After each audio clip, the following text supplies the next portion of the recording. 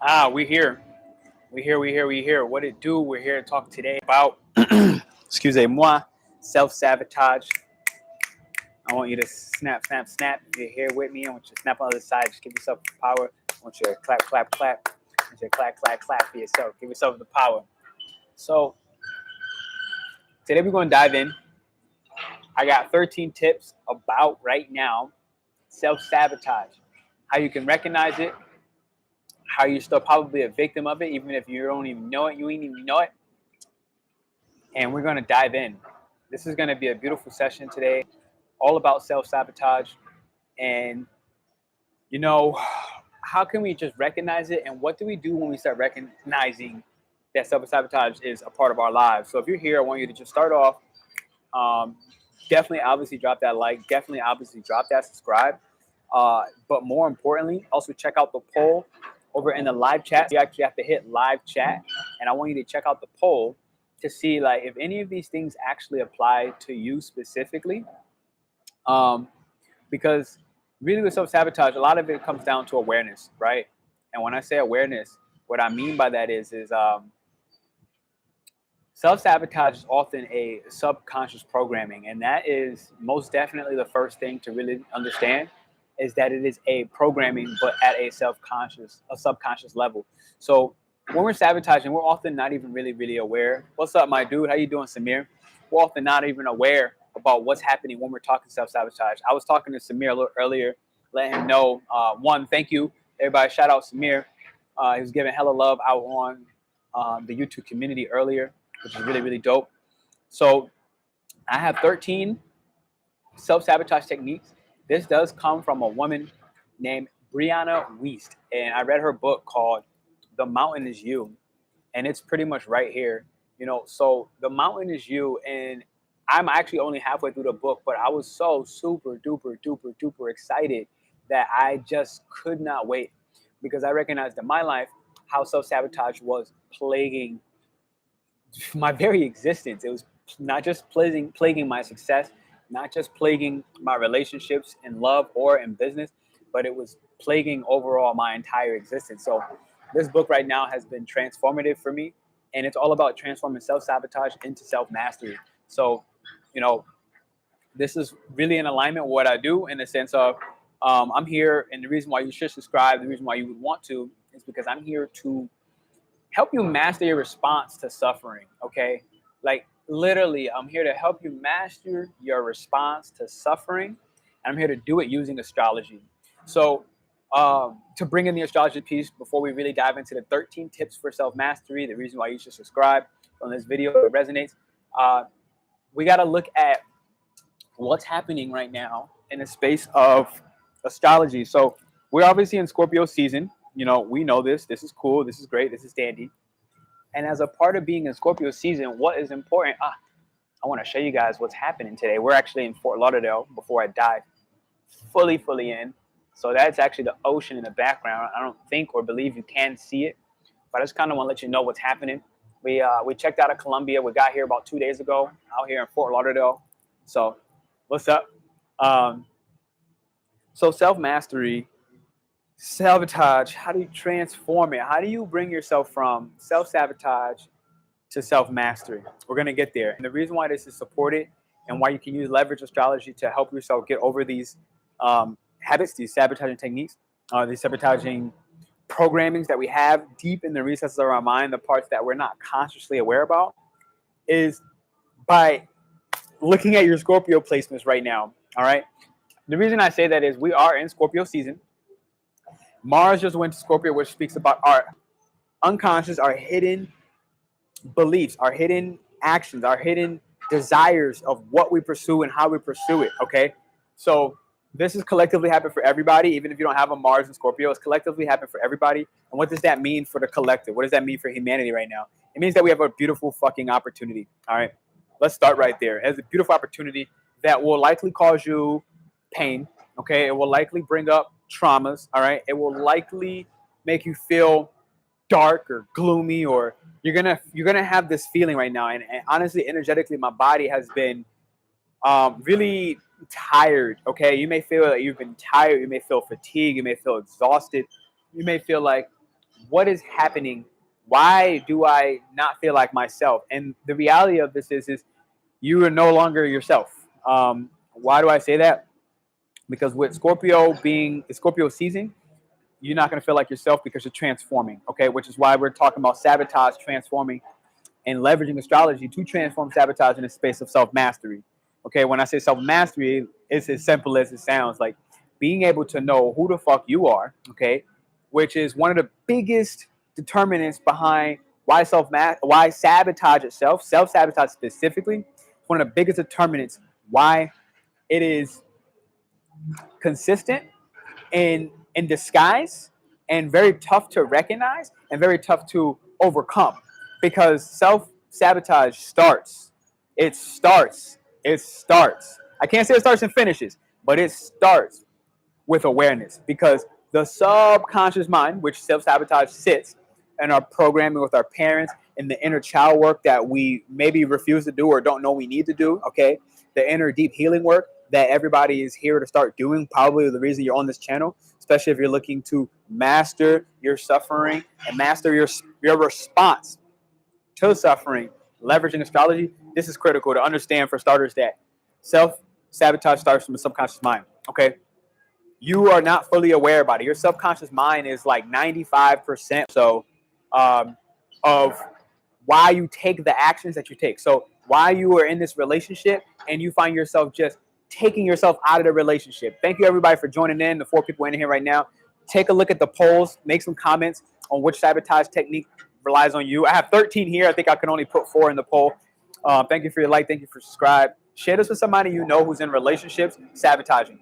Business relationships, romantic relationships, relationship with your mother, your father, relationships with yourself, okay? Relationships. Where are you sabotaging yourself? Why won't you accept that you deserve more money, okay? Why won't you accept that you're the shit? I don't know. Why won't you accept that, that you really do want love, but as much as you want love, you also are, yo, I'm in Florida, yeah. Hey, Nancy, what up, baby girl? I'm actually meeting up with Nancy tomorrow for a natal reading. Anybody that wants one, I think there's also a pin thing, a 15-minute free natal reading we'll be able to do with you guys, helping you through to enrich yourself, which is really a lot about what this talk is about today. It's about enrichment, okay? Taking something and creating and increasing the value of it, okay? So right now I'm talking about increasing the value of your self-worth, okay? Why don't you feel worthy? Why don't you feel worthy to have somebody that's not fucking beating your ass? Or why do you feel worthy about another woman who's emotionally abusing you? I'll talk to myself right now. Why did I not feel worthy to have partners in my life that didn't psychologically mind fuck the shit out of me? Why did I keep allowing that? Why did I not make a stand? Why did I not set boundaries and barriers? Why? Okay, and this is all about self-sabotage. What I didn't recognize was I need to stop looking at other people across me and thinking, okay, wow, this person. And first off, I had to get to the point to recognize or even think for a second, like, all right, this person is fucking me somehow and I don't know how. Okay, like emotionally, I don't feel safe.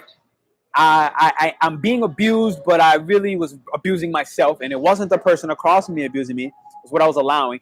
Why would I allow something like that? Like, when we say this out loud, like, why, Pernell, would you fucking allow someone to abuse you psychologically, to abuse you emotionally? Okay, why would you continue to extend yourself, Pernell, and just do so much and always go above and beyond, right? Why would I do the cooking and then do this and do that and then never feel like I deserve something, okay? Anything.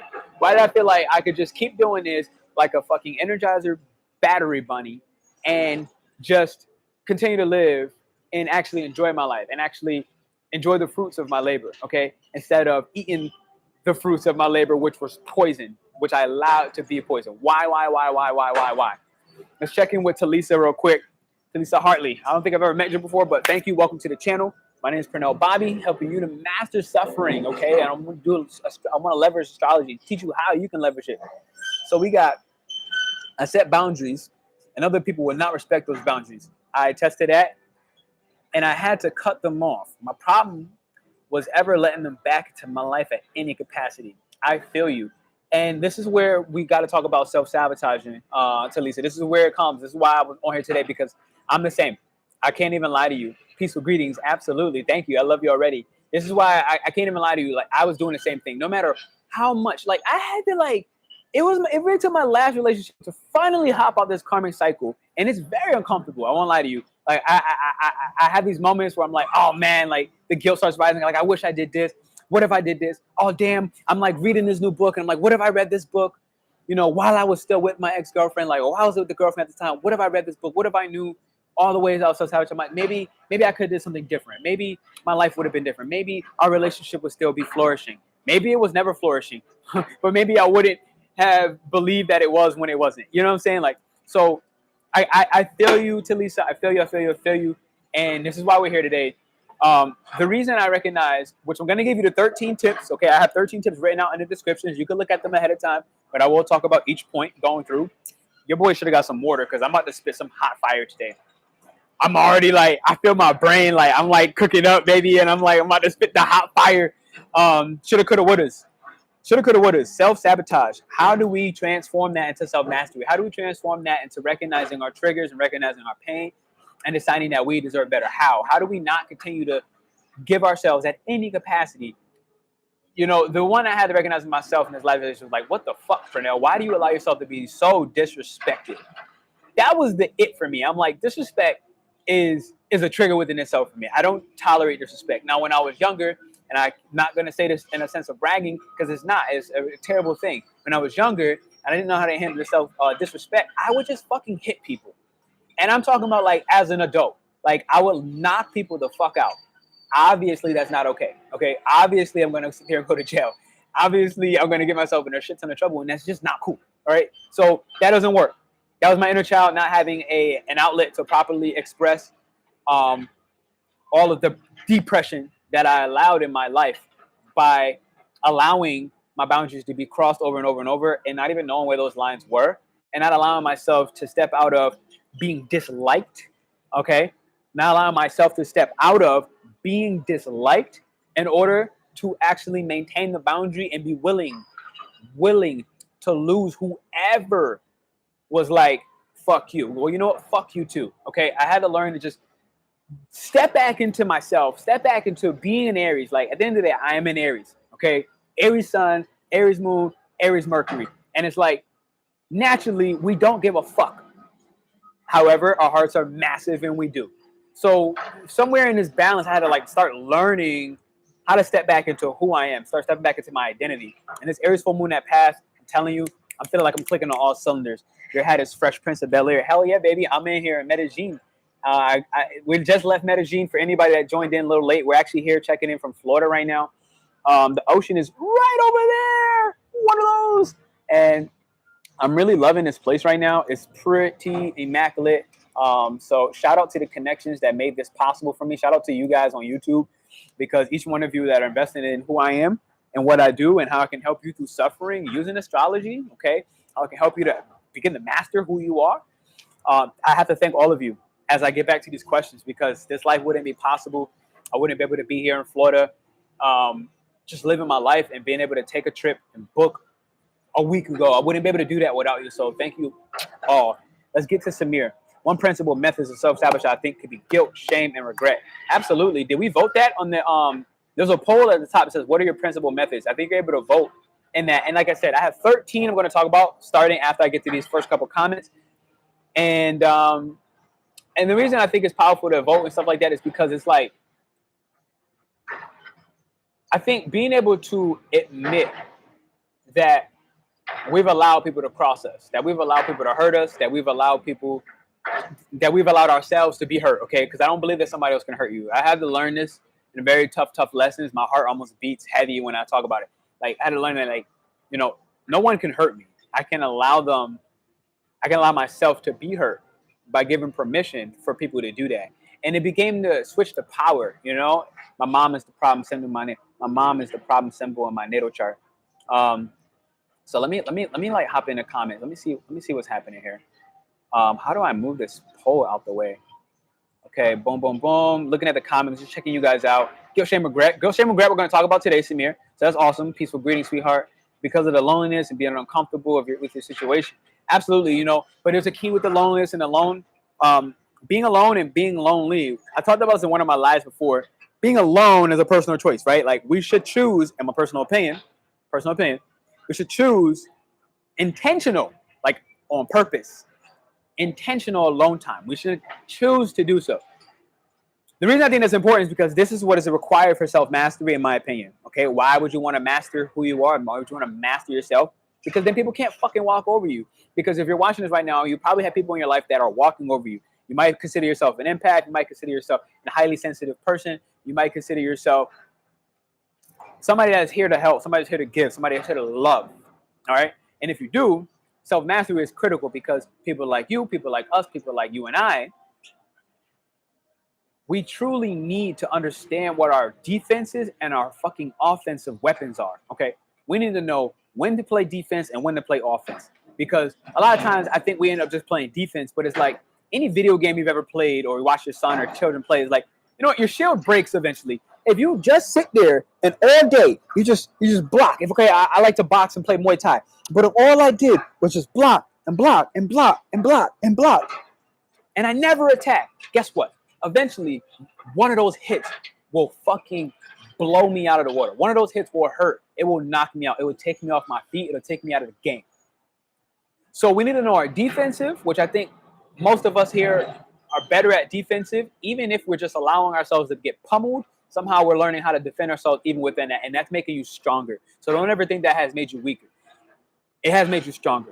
Now, on the opposite end, in order so that it doesn't become a victim mentality, we need to know our offensive weapons too, okay? We need to know how to also start to defend ourselves. And I think that one of our best offensive weapons actually originates from self-mastery, and it originates from understanding what are these subconscious programmings that we're going through, right? So I'm gonna get into this comment real quick. I like that had Fresh Prince of Bel-Air. This was happening mainly with my mother, which is harder than any other relationship. I fully agree, absolutely. And I literally figured out every time. Sadly, I cut her off. I was highly successful in all aspects of my life. That shit is tough. I hear you, and I actually did the same thing with my mom. Now, I will say this, because every situation is different, so I can't compare mine. I did the same thing with my mom, and I remember, I think at 16 years old, my mom kicked me out because I wouldn't tell her my friend. I was hiding my friend's alcohol bottle, and I didn't even drink. I never had a lick of alcohol until college. And, like, I was hiding my friend's bottle, and I knew if I told my mom who it was, because she wanted to know, I knew that I would never be able to see that friend again. So I was like, I'm not telling her. I got kicked out. And from there, like, it started, I was super prideful as well, so I didn't go back because of pride and yada, yada, yada. But it was beautiful because I was able to step into myself more that way by not going back, by recognizing, like, I'm going to figure this out. And, you know, it took about, I was like 23, 24. So what is that, like 8 years or so? It took about 8 years before I started to come back. And even then, you know, now I'm 30. And so that's like 7 more years. So 8, 7, it took like 15 years. And I can say that 15 years, like let's take into gravity it is. I'm only 30. So 15 years, so half my life, I basically cut my mom out in different ways. And it took all that time and a bunch of healing in the middle to actually step back in her life, to actually allow her to step back into my life. So just know that, like, it could be sad. And like, if you told me 15 years, when I got kicked out at 16 years old, you told me for 15 years, you know, I'm going to be on this, you know, me and my mom ain't good. And then I don't know how my life would have turned out. I didn't know that up front. But what I can tell you from hindsight is, I think every relationship in a sense is repairable. Now, when I say repairable, that doesn't always mean that you're going to be back with that person, right? It doesn't mean you're going to be the best term with that person. When I say repairable, I'm actually speaking from a place of to transform the self-sabotage and to actually have our relationships, especially with the people we care about, right? We don't care about everybody, but like when we talk about our mom, we want that relationship. Me and my sister, I want a better relationship with my sister. You know what I'm saying? Like me and my dad, I want a better relationship with my dad. I want a better relationship with all these people. And who doesn't? I like anybody that doesn't and they just fully like, you know, fuck them. I don't think they're really telling the truth. Not entirely. And so what I'm saying about that is how do I move this poll? It's like in my way. Get out of my, I got it. Now I can see your chats. Sorry. Yeah, so like just to wrap it up, to get to the 13 points, I just want to say that, you know, if you want to form a better relationship with your mom, give it time, give it space, and don't rush it, okay? Do what you need to do for yourself to heal. Don't worry about how can you get her to see your point of view, or how can you get her to see your side, or how can you get her to understand. What I needed to do for myself, and I'm not saying this is a universal truth or universal end all be all, but what I needed to do for myself, my mom specifically, was everything that I wanted her to understand about me. I just needed to fucking go flourish. Okay. And as I did that, all the things that I am, she ended up catching up to respecting and honoring and owning like the beautiful parts about me that I thought were beautiful up front that I needed to separate because it hurt me, if I'm being honest, that I didn't feel the same validation and reciprocation that I wanted to. Keyword, that I wanted to. Not that I needed, because I got what I needed, but I didn't get what I wanted to. And basically I had to recognize at some point, like, where was I being a brat? Where was I being ungrateful? Where was I being inconsiderate and incompassionate that she was raising me as a single mother? And that has a lot of stipulations. So I don't know the scenario with you specifically, but everything is always up for negotiation, I think. And I think there are certain points where it's like, you know what, the cutoff is the cutoff. And it's like, no, fuck that. Fuck the negotiations. And that was me for 15 years. But today things are very different. My mom is the symbol problem in my natal chart. Okay, so Talisa, we'll check it. Talisa, I'll tell you what, here's what I'm going to do for starters. One, I'm going to drop a 15-minute link. It's a 15-minute free natal reading with me. And if you want to really work with the mom specifically, let's do that. Now, I came out the gate firing. My energy is super duper high, and I need to take a breath.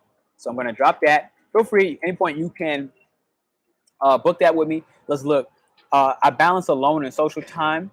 Wait. I skipped Samir. My bad. Self-knowledge, self-control, self-mastery, and calmness. Hell yeah. Hell yeah. I'm all for that. Stillness is the key.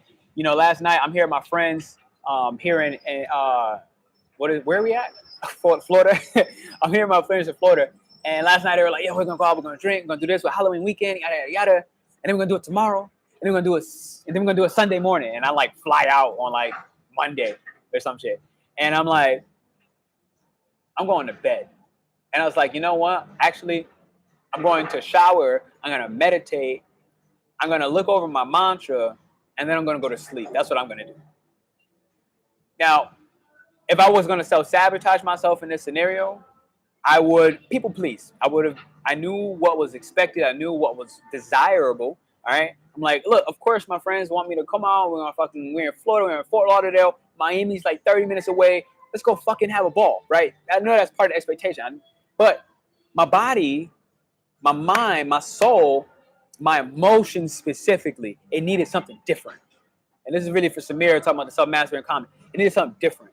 And I had to accept that there was a deep sadness in me last night. And it was over my last relationship. And I was really like guilt tripping myself in a sense, like, damn, because I was reading this book about sabotage. And I was like, damn, like, if I only knew this, like, damn, you know, what if this, shoulda, coulda, woulda. It's kind of how Nancy was saying in the chat.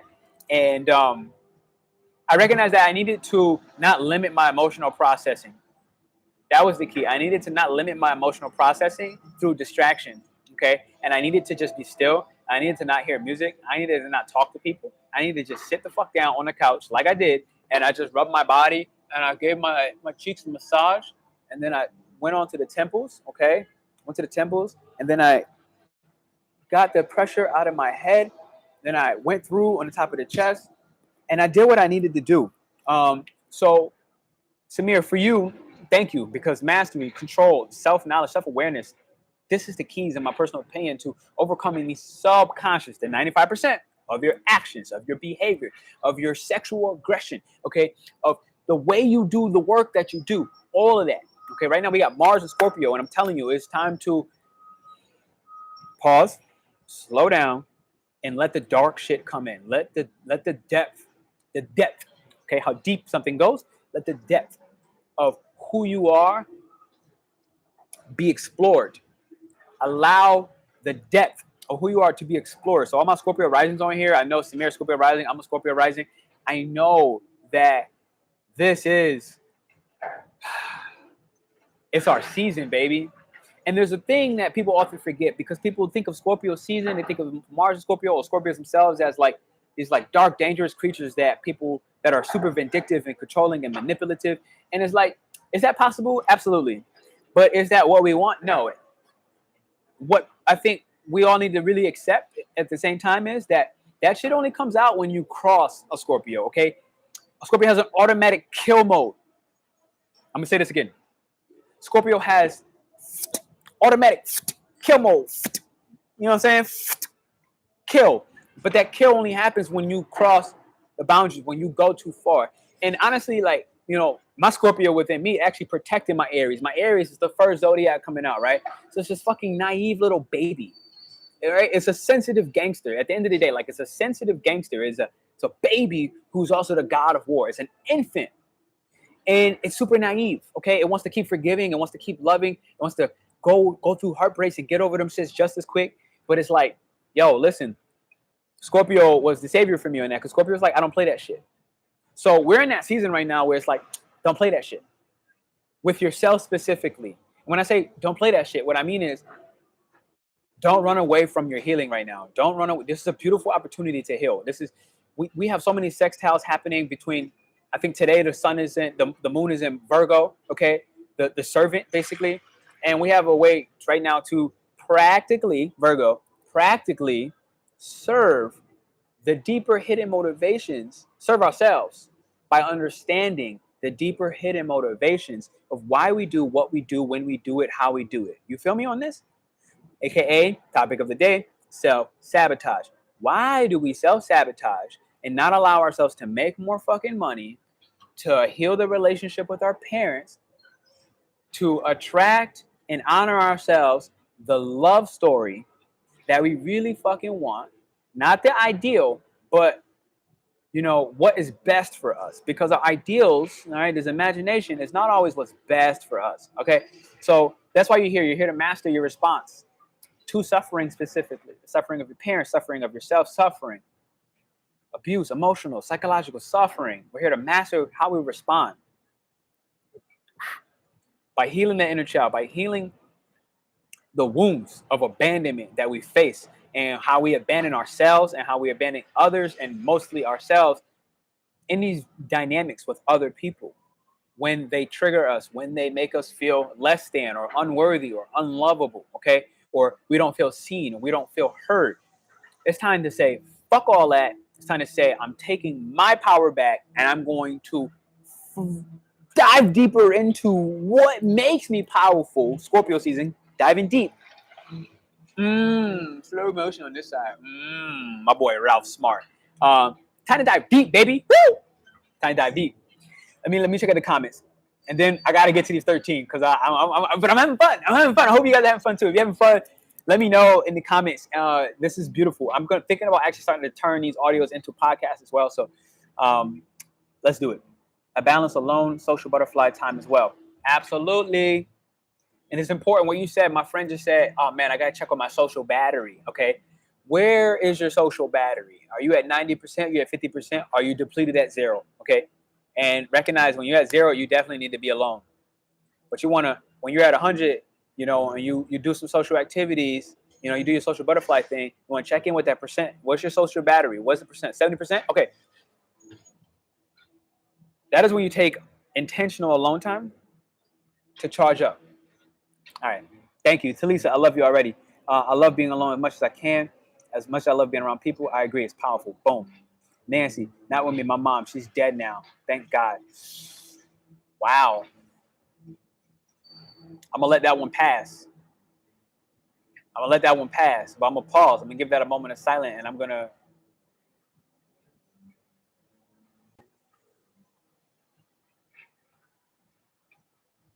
just going to put some love in your heart.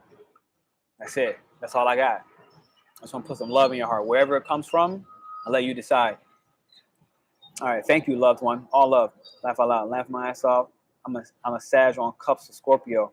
Where are you at specifically? Because, and I say this because I don't really do cuss. I'll be honest. Like, in the space of job, I don't do cuss. Mostly because it's like, this is a direct science. Now, when you dive deeper into astrology, not pop astrology, not the surface level astrology, like when you dig deep into astrology, that cusp piece will show. So if you're Sag, cusping Scorpio, I'm guessing whatever that placement is. Where's that placement, by the way? And if you know the degrees of that placement, feel free to drop it. and maybe I can help. It'll help me understand and tell you whatever feedback to be more accurate. It will show up somewhere. It will show up somewhere. Because again, astrology is everything, right? So this could show up in asteroids that don't show up in the planets. All right. If you use the Placidus system, it could show up in your Placidus of where does that cusp of the Scorpio look like? 1128. Is that your birthday, 1128, or is that the degrees and the minutes? Okay. Laugh out loud, Ralph. Damn, where's Ralph at? I don't even see a Ralph.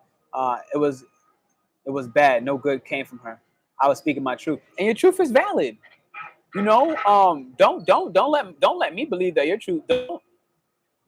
Definitely don't let whatever I say make your emotional truth less valid. Absolutely not. I still want to put love in your heart. But like it's not any less valid, but I still want to put love in your heart, because regardless, there's a certain association of heaviness. You know what I'm saying? Like in any capacity, whatever the capacity, there's also something heavy, dead or alive. There's something heavy that could potentially be linked to a subconscious sabotaging mechanism, which now is what I'm here to help us master, to navigate in that response system. All right. I have love for her. I have love for everyone but her. Naivety date is, okay. Oh, your birthday's coming. Hey, girl, happy birthday. 82. Absolutely. Let me do the math real quick. I'm going to give you a boom. And then, in case you guys do keep commenting, I'm going to call it. Talisa's comment is the last one right now. I'm going to dive into the actual reason why we're here and give you the 13 reasons. Okay. 333, baby. Wow, 3333. I've been seeing these all day long. Okay. Angel number 333. Love it. Okay, so you have an 11. That's a 2. 4. 4 plus 8 is 12. We have a 13 plus 9. 13, 9, and 7, 23. 23. We have 24, 25. 25 plus 8 is 5, 3. 33. Wow. Oh my God. And your birthday and your life path 33. Your life path a master number 33. I was stating I love Ralph Smart. Oh, baby girl. Slow motion on this side. That's all Ralph. Ralph, all love to you, baby. Another 33 on the screen. Look at that. 3 people watching, 3 likes, and it's at the 30th minute. It was 3:33 p.m. here where I'm at. And Talisa, your life path number, I believe, if I calculated right, was a life path 33. Are we seeing synchronicities? Are we seeing synchronicities? What's the number 3 about? Number 3 is about communication. Okay. And as I was coming to this call, I was sitting here. Oh man, somebody's freaking flying on a jet board. One of those what do you call it when you're in the water and you're on a surfboard, but the surfboard is not even in the water. It's like on a jetpack. I wish you guys can see this. This is so cool. I think it's too far. You see those 2 bodies in the water? They're like floating on like skateboards for the water. I don't know what them things are called, but that is fucking cool. Okay, so I'm coming in with a high energy today. Wow, deep. Yeah, that shit was deep. So, isn't it 32? Oh, if somebody want to recalculate that, because I was trying to do this live, I was doing it fast. Feel free. 1, 2. Okay, the 11 is a 2. Then you go to another 2 for that's 4. 8 is 12. David, Yap, my boy, Yap. What up, Yap? I ain't seen you since like fucking Windsor. Yeah, David, Ralph blew up over the years, but he ain't official like Pernell Bobby, the last Uchiha, the final Super Saiyan Gen. Yo, what's up, Yap? Bro, I came back to Connecticut and I tried to hit you up. I don't know if you changed your number. I remember your number was like 860-214. I won't give him more. No, but I remember I tried to hit you up and that is what it is. But yo, okay, so let's dive in now to self-sabotage. My boy, yeah, I love you, man. I gotta say that. I ain't seen you in so long. I love you. We out here in Florida, baby. All right, here we go. 32, which is a 5. Okay. I appreciate you, Samir, for doing that recalculation. My mom is actually a 325 as well. And it's really cool to see other people understand the numerology and how it works. But, okay, self-sabotage. You know, when we address the root cause of our inner child, this is the thing. The root cause of our inner child and those abandonment wounds, we recognize something very, very specific, okay? We start looking at the symptoms. We start addressing the root cause. things begin to change. Understanding that sabotage is only a symptom, okay? It is not the root cause. This is important to understand, okay? When we sabotage ourselves for more money, we sabotage ourselves from having more love, we sabotage ourselves from not allowing ourselves to be in such a beautiful place. Like, right, like, I'm not even gonna be honest. I'm gonna be honest with you. This fucking place is beautiful, okay? It's beautiful. And there's a point in my life where I would have sabotaged myself. I'd be like, no, it's too much money. Or I'd be like, oh, like, you know, I'm not good enough to be around, you know, these bougie type of people, right? And I may even judge or criticize bougie people, not recognizing, especially when I start diving into my natal chart, like, I have a little bit of bougie in me. It's just what it is. It's a little bit of what it is. And so when we self-sabotage, we don't allow ourselves to step and evolve into these next stages of our life. Why? Because I was looking at it was bougie. So that was how that sabotage. Listen. Okay, we're gonna get in. So, you know, really, when you talk about sabotage, it really requires shadow work. It requires shadow work. It requires looking at what are these subconscious programs. What's that 95% of the behaviors that I'm doing, the actions, the way I look at my sex life, the way I look at, you know, how I treat people, or I don't see how I treat people. It's time to look at what in our wounds wants to be expressed. Okay, you feel me? How do we leverage the shadow work? How do we leverage astrology? How do we leverage our suffering in order to transform that self-sabotage into self-mastery? How do we do it, baby? Somebody let me know. Matter of fact, in the comments, I want you to let me know. I got 13 reasons I'm about to dive into right now, but I want you in the comments to let me know so that we can bring this to ever. Deli Town, holla, new phone, do your thing. Absolutely, yo. Tell you what, y'all. Boom. That's a free 15-minute reading I was giving out to everybody. I didn't even know you was on my YouTube, and I love it that you are. Yo, you really that motherfucker. I love you, dude. I just love you. Life Path 7. My ex-girlfriend was Life Path 7, and she also was a Virgo moon, Virgo rising.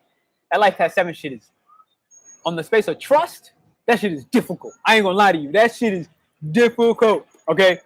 On that trust side, it was like, yo. That's where some of the disrespect had came from. Like, it's like, look, like, whoever had hurt you prior, like, it's not me. So there's like, that's where things started, when I started setting boundaries on, look, whoever hurt you prior, it ain't me. I'm not going to keep being responsible when I know I'm not supposed to be. I'm not going to keep stepping outside of myself to make sure that I'm overly pampering trust when I'm not doing anything untrustworthy. Now, again, this is me talking about my own life and my ex-girlfriend. Life Path 7, you got your own path, right? I don't know your life, but we're going to figure it out. But I will let you know that shit's difficult. Got to catch Michigan versus Michigan, P. Be safe out there. I love you, baby. I love you. All right, here we go. So, number one, anybody drop comments of why you think. Number one, I'm going to type it in the comment box. We're going to go resistance. I trust my dude. Hell yeah, Nancy. Good for you. Because that shit was a killer in my last relationship. So, you know, part of me wants to say I wish that my ex-girl could trust too. But maybe I don't wish that. Maybe that's just too idealistic. All right, here we go. So, number one, resistance. I kind of want to put a number one. So here's what I'm going to do. I'm going to actually go like this. And I'm going to put a timestamp. I'm going to say, where are we at? We're at 38. We're at 38:30. Okay. Boom. Okay, we're at 38:30. I did this so that I could timestamp this live so that anybody's watching this live and you're watching on the replay, what you can do is you can touch the timestamp at 38:30. And right now we're talking about the first reason out of 13 tips. The first tip about self-sabotage and how we can work our way from suffering from this unconscious belief into a place of self-mastery. And it goes into resistance, okay? Resistance is one of the first signs of self-sabotage. When we're resisting something, there's also another, I don't know if there's a full Life Path 7 thing, but I can tell you, like I said, my ex-girl was a Life Path 7, and it's one of those Life Path 7 things. She would resist absolutely everything. Nothing could happen without resistance. To the point where she would even tell me up front, like, she would tell me up front, if I ever resist something, just know that it's probably exactly what I'm supposed to be doing. I don't know why I resist, but I resist, okay? So what I didn't know then, which I'm learning now, which is also partially through this book, The Mountain is You by Brianna Wiest, resistance is a form of self-sabotage, okay? Especially when you're resisting things that are going well. When things are going well for you, when things are fucking phenomenal, when it's just lovely, and you find yourself thinking, oh my God, it's too good to be true, shut the fuck up, okay? This is what I'm going to say to you. When you find yourself resisting something that seems like it's too good to be true, oh my God, it's too good to be true, shut the fuck up and let it be true, okay? let that shit be true. Why not? Stop forcing performance that creates deeper internal conflicts. Okay, when I say forcing performance, when it's like when you resist something that's going really, really well, when it's like, oh my God, this is amazing, and so you start to force actions, you start forcing being resistant, okay, which creates a deeper sense of internal conflict, not your partner, but with you. Recognize that it is a form of self-sabotage. This is key because we all want to feel accepted. We all want love. We all want to feel a part of something bigger than ourselves. Okay, even if we're egotistical or narcissistic, we all still, even I think people be trying to act like narcissists don't want to fucking be loved by everybody, or they don't want to be a part of a group or community, or they don't want to be so separate from as being a narcissist. I genuinely don't believe that. I do believe that, you know, they got there because they didn't find their space in that community, where it became simpler to just say, fuck everybody else, I'm going to worry about myself because I'm a badass and I can do it. And they just became a master at being selfish. So just an opinion. But let's move on to the second tip of self-mastery, sabotage. And I'm going to put 4130. All right. Boom, baby. We're at 4130 is your second tip on self-sabotage and how you can end the suffering, okay? You can end the suffering and you can focus more on the space of fucking flourishing, all right? In the world of mastering yourself, mastering who the fuck you are. And the second thing I got for you, and we're going to bring in more astrology to this, I can help you understand leveraging astrology to do it all, is organization. Okay, when you are disorganized, as my second tip out of 13 I'm going to give you today, there's so many more, but I'm going to give you 13. When you are disorganized, Kiba! What up, boo? How you doing, dude? Disorganization in your physical environment. This is one of the big, major key things, right? I can't stand a disorganized motherfucker. I'm talking about in the home, specifically, because I won't lie to you. Like, there are some parts of who I am and how I act and how I behave that to others will seem disorganized, but it's not necessarily disorganized to me. 4 on the screen. Wow. Okay. I thank you, Nancy. I'm telling you, I quite frankly I can't stand disorganization. This could potentially be, and this is how we're using astrology to start leveraging and self-mastery, right? I am a Virgo 10th house. All right. So publicly, like I am here right now, publicly, this is 10th house. My public image, my reputation, my status in the world, and how I show up. I'm a Virgo, right? And so it's like, I can't stand being disorganized. It drives me bonkers. Okay? I'm over here trying to look at my space, like, am my doors organized now? I mean, like, just take one more look, right? Everything is just organized. Like, okay, this is out of place. This is out of place. What is this doing? Somebody clean this shit up. No, just kidding. Oh, I'm having fun. I'm loving this. Listen, disorganization is major because it creates a mental clutter. Okay, people who refuse to clean up their space, they refuse to clean up their home. One of the reasons why they're sabotaging themselves and how they're doing so. 4444 on screen. We're building, baby. 4 is the builders. Okay, the nurturers. All right. Related to Cancer. Okay, so when you find your space around you really just out of whack, is a way to sabotage yourself because mentally you can't not think about how messy that shit is. Okay, mentally it's like representing your inner world. So if your outer world is messy, it's really a reflection of your inner world. That your inner world, who you are inside, deep within, is just fucked. It's messy. It's like you have no clarity. You have no ability for discernment, okay, to make just 4444. Wow, today is, we finishing October on some fire. We got that fire going. So that's the second tip that I have for you. I'm going to get into the comments real quick. Hi, neither can I. Hey, hi, neither can I. Hi, neither can I. Hi, neither can I. Hello, hi, neither can I. I can't either. Neither can I. I can't either. Neither can I. I can't either. Okay, bang. So off the wall, nuts. I feel it. When I was younger, I would want to fight people who came in my space attempting to bring their clutter and disorganize. I feel you on that. I feel you on that. That's what, man, when I was younger, even if my mom had moved something that I put somewhere, it would drive me crazy. I'm like, why are you moving stuff in my room? I know exactly where I put that thing, whatever that thing was. I know where I put it.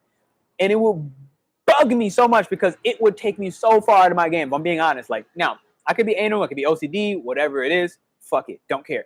It was what it was. It would distract my mind, okay? When things were out of place, it distracts my mind. It takes away my focus.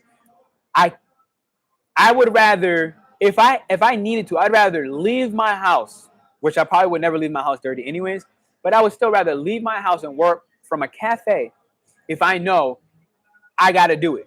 I got to get my stuff done because I would have to literally clean the whole space before I can begin to get dedicated to whatever that practice, whatever I need to do that day. So generally, like, my house is always clean before I go to sleep because I need to wake up to a clean household. Because otherwise, I'm waking up out of shape. I'm completely bent out of shape. Okay, ass into my space. Is that ass or is that just money? At money, at ass money. I don't know what that's saying exactly, Talisa. Into my space. I'm all about that feng shui. Tai Chi going. I think in one of these, I put up my 7 spiritual practices. No, it wasn't 7. It was 11. I put up like 11 spiritual practices. We talked a little bit about feng shui and like bringing in like the Tai Chi and bringing in, you say feng shui, you remind me of Bad Boys 2.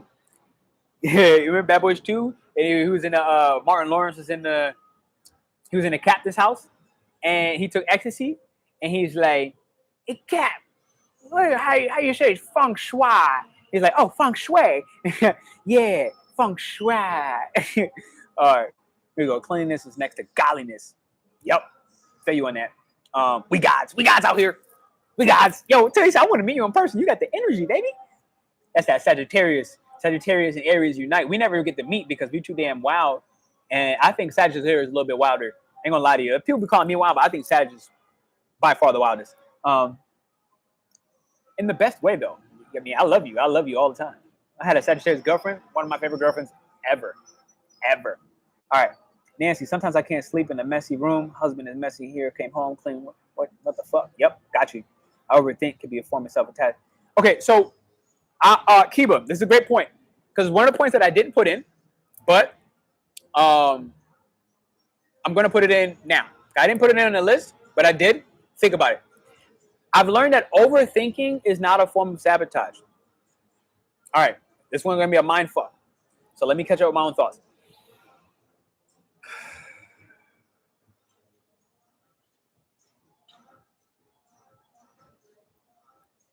I don't think that overthinking is a form of sabotage. I think that underthinking and a lack of critical thinking is a form of sabotage. Let me explain why.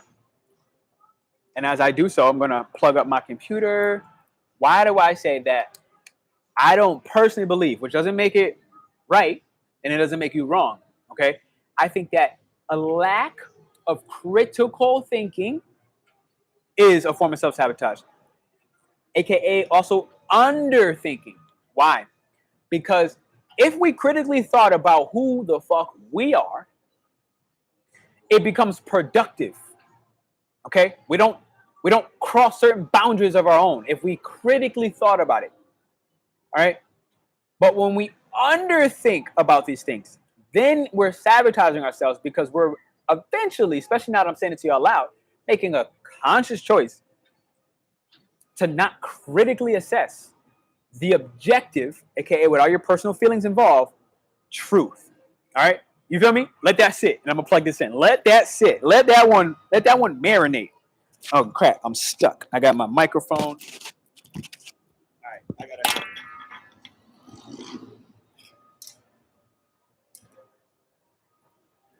All right, baby. I got the juice. I done plugged up. We gonna be here all day.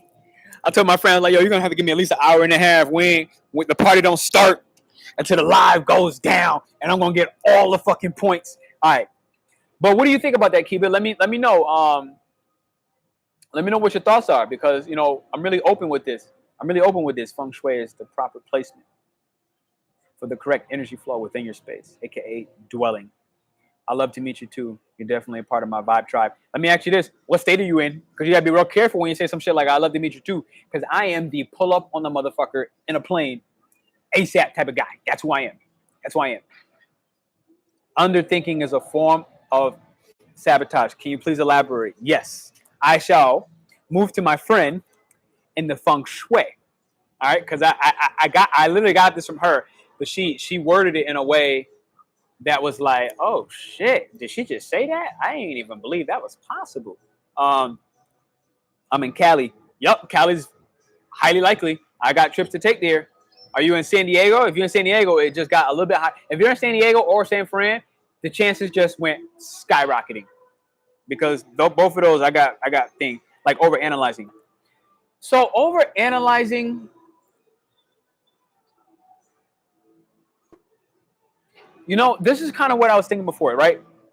Because naturally I felt over analyzing was a form of self-sabotage. But it's like, the thing is, when I think over analyzing, I think of being busy and not being productive. Okay, I see SD Central. I don't know. I mean, you never know. Like maybe. Can I get is it like Fresno? Is Fresno? You talk like Fresno? I had a man from Fresno. So when I think overthinking and sabotage, what I feel is like overthinking is not productive. Okay, and so if we can agree, if it's not productive, just say yes or so, and I'll keep going and I'll see what you say. Overthinking is not productive. It's counterproductive, in my personal opinion. And as a part of that, this is where I think that it's I don't think it's overthinking specifically, rather than being busy versus being productive. Does that make any sense? Because a lot of us are just busy. I think sabotage, you know what? As I think about it further, I do believe that overthinking can be a form of sabotage, because yes, you're not going anywhere. You're running in a loop. You know what I'm saying? Creating busy work to avoid movement. Yeah. Thank you. I see you, Missy. I had to catch up on it. I was like, wait a minute. Absolutely. I think I still, at this point now, my mind just expanded to really both. I think it's the underthinking and the overthinking, because Missy just said it. Like, if you're just thinking and thinking and thinking, like a Virgo might, let's just say, or maybe even a Gemini. Okay, Geminis can do this as well. Planet Mercury, their mind is governed by Mercury. Mercury is the fastest planet. Okay, so with the overthinking, it then can become a form of perfectionism, which then means that you don't get shit done, which means you're just being busy, and again, you're not being productive. Wow, most people don't even know what it is. Fresno. Yes, I'm in the same valley. I know all about Fresno. Yeah, I know all about Fresno. I used to work with my mans down in San Diego. I was in San Diego working at a bar. I used to hear all types of stories about Fresno. Yeah. And plus, I played lacrosse, and my college played Fresno State, I think, in lacrosse. So that's kind of how most people don't realize that being busy doesn't mean productivity. Absolutely. So we got a good crowd today. I thank you all for liking and sharing this. Anybody that is here that has never gotten a natal reading with me, you are going to basically be awarded a free natal reading. But other than that, what I want to say is November 6th is coming, and I am having a workshop. It is on forgiveness, and this is Scorpio season, where forgiveness is the lack of forgiveness, the lack of allowing things to be let go. Scorpio is like this, right? It clings on, and a lack of allowing it to let go is what sabotages our transformation. Okay, is what sabotages our transformation from that space of sabotage to self-mastery. So, boom, we got that. The new moon is going to come up on the 4th. This event is specifically on November 6th. It just made the most sense. I would have normally did it this weekend, but because I knew I was traveling and I didn't know what that travel was going to look like. Hey, we're Florida, baby, and I love it. This is such a great, I love it. I'm going to have a ball tonight. I decided to do it the weekend after, all right, because I was like, I don't know what the weekend's gonna look like, and I didn't want to like sabotage that moment. So instead, thinking ahead of time, I was like, you know what? Let's not set myself up for failure and for stress, and wait till I'm in a stationary spot. So this workshop, I'm gonna tell you, a movement meditation for me is like I'm not necessarily the kumbaya, I'm just going to stay here as long as I can and try not to have negative thoughts, right? Like, I'm not really down with that. But movement meditation, you know, we are going to be able to help you through movement move some of the trapped energy of when we lack forgiveness, okay, which could be things like grief, all right? We're going to move those emotions that no longer belong in our body out of our body through movement. And I'm going to be giving you like an astrology forecast. So if you come with your rising sign and your sun sign, you will have the opportunity to be understanding what is the transit that you're going to go through. When I say transit, so like for like Scorpio rising, I'm Scorpio rising. We're going to go through a first house transit, right? And what does that mean? It means that my physical body, which I have been feeling, by the way, is legitimately going to change, as well as how I identify with who I am. I'm going to be letting go of certain parts of my ego self. And this is what this is about. So here's where we go. Third reason. Boom. Okay, so 13 tips. We are at 56 minutes. 13 tips. I dropped this in for people that are catching up on this live on a replay that just want to get this specific tip. Is going to be perfectionism and unrealistic expectations. There's 13 tips about how to transform self-sabotage into self-mastery and how we use it and do by leveraging astrology, okay? So you definitely obviously need to come to this New Moon workshop. It's just a donation base. You'll see the link right there. I dropped it in the comments, donation base, and I would love to have you. I got two people I think signed up now. I would love to have some of these new faces, Kiba, Talisa, Nancy. I know Missy has been to many different workshops as well, which is why I'm always thinking about like, what am I going to gift her? Like literally everything, and I'm like, I gotta get your address, Missy, because I'm gonna probably send you a care package just for all the support that you've been given via YouTube and every other channel. I've been seeing you here, so we're gonna get back into perfectionism and unrealistic expectations. I see your comment, Samir, and I'm gonna get to it in a second. Our capabilities and the outcome is a form of self-sabotage. Unrealistic expectations about our capabilities. Okay, so I did this.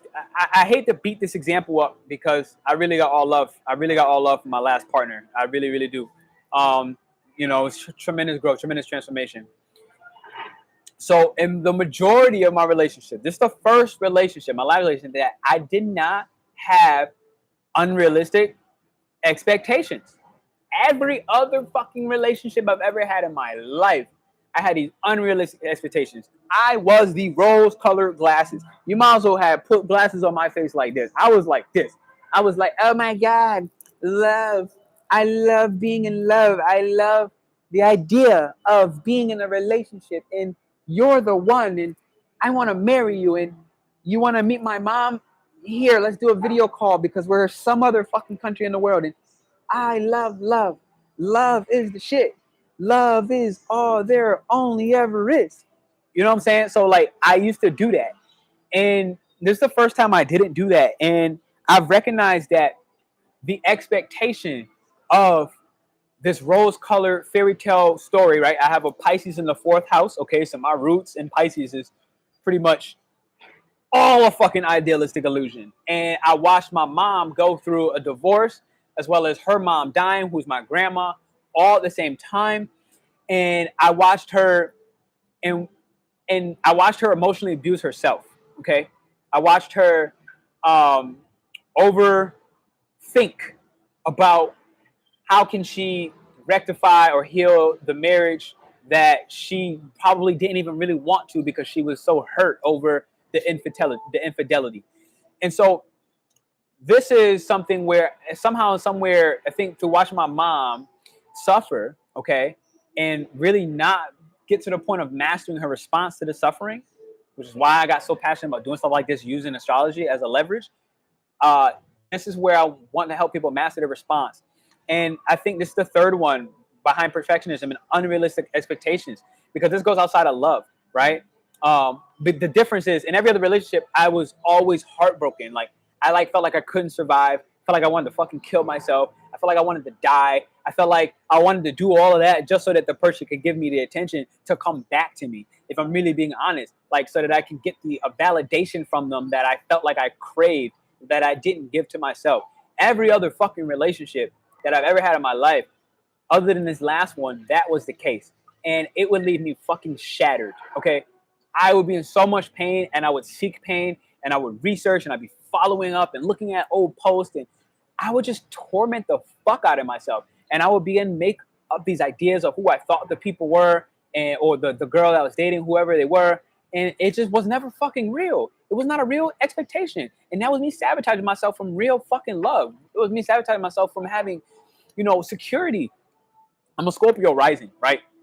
And I think all Scorpio risings, Samir, you probably can attest to this. We really believe that, like, pain has to fucking come with the love, with the joy. Like, extreme trauma and torment needs to occur before we can earn and deserve a fucking beautiful love story. And I finally let that shit go. But it didn't get let go until, like, this last relationship. This is me ending my karmic cycle. And part of the ending of that was just looking at the fucking relationship.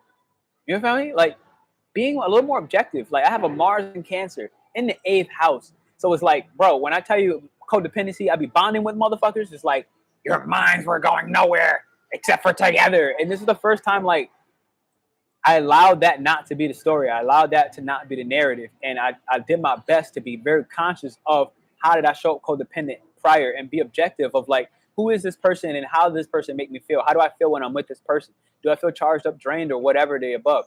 Was it just a week or 2 weeks or a month that I did feel charged up and energetic, and everything else was not like that? Like, I just allowed myself to be more real and fucking honest, like brutally honest with myself. And that began to end the cycle of self-sabotage.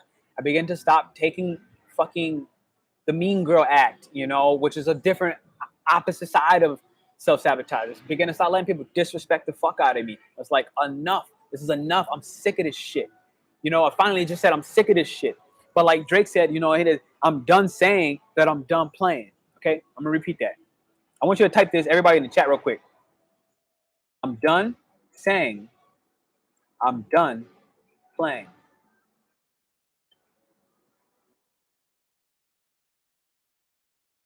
Thank you, Drake. And I just had to, somebody give me some water, baby. I need some water. I ain't bring no water. I need some water. My throat was like, ha, ha, ha, ha. All right.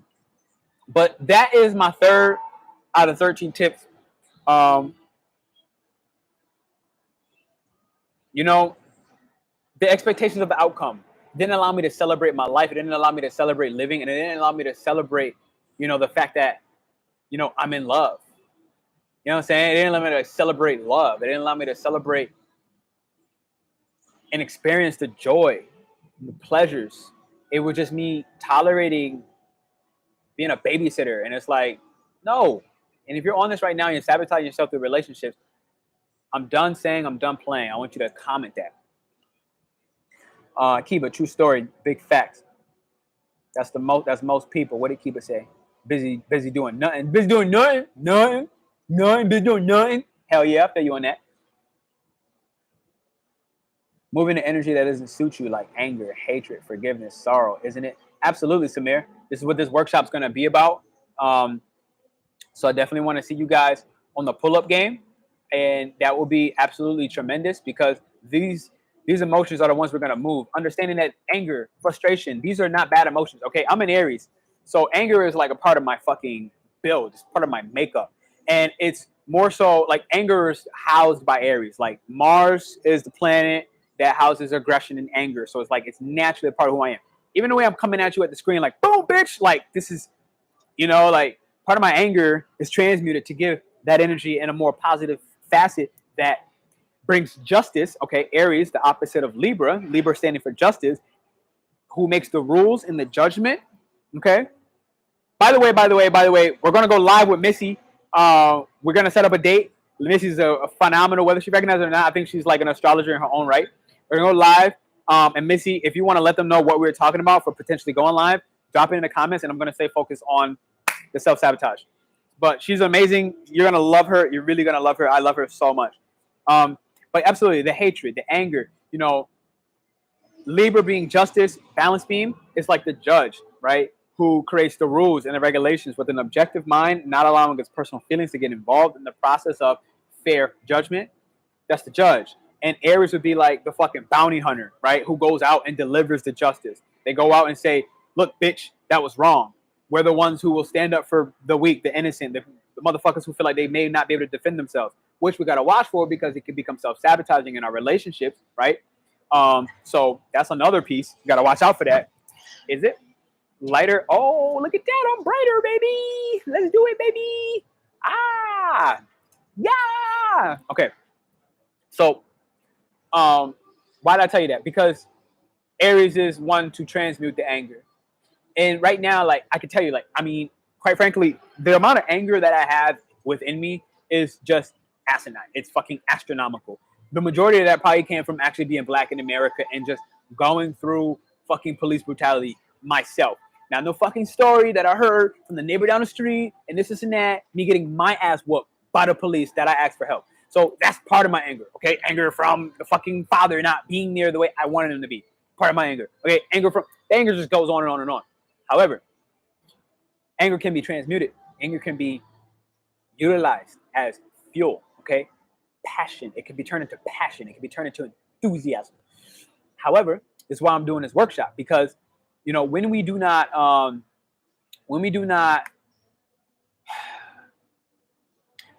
recognize how to utilize the anger, it then becomes debilitating. It makes you angry all the time. It makes you take that anger out on other people in another way. This would be me back in the day when I couldn't articulate my feelings or articulate, you know, the things that I found unjust, Aries, Libra, unjust. I would just whoop somebody's ass. I would literally take my fist and I'd put it through their motherfucking face. That's not okay, like I said. But being able to transmute that same anger, instead of putting it through somebody's face, I was able to sit there and put it through somebody's heart.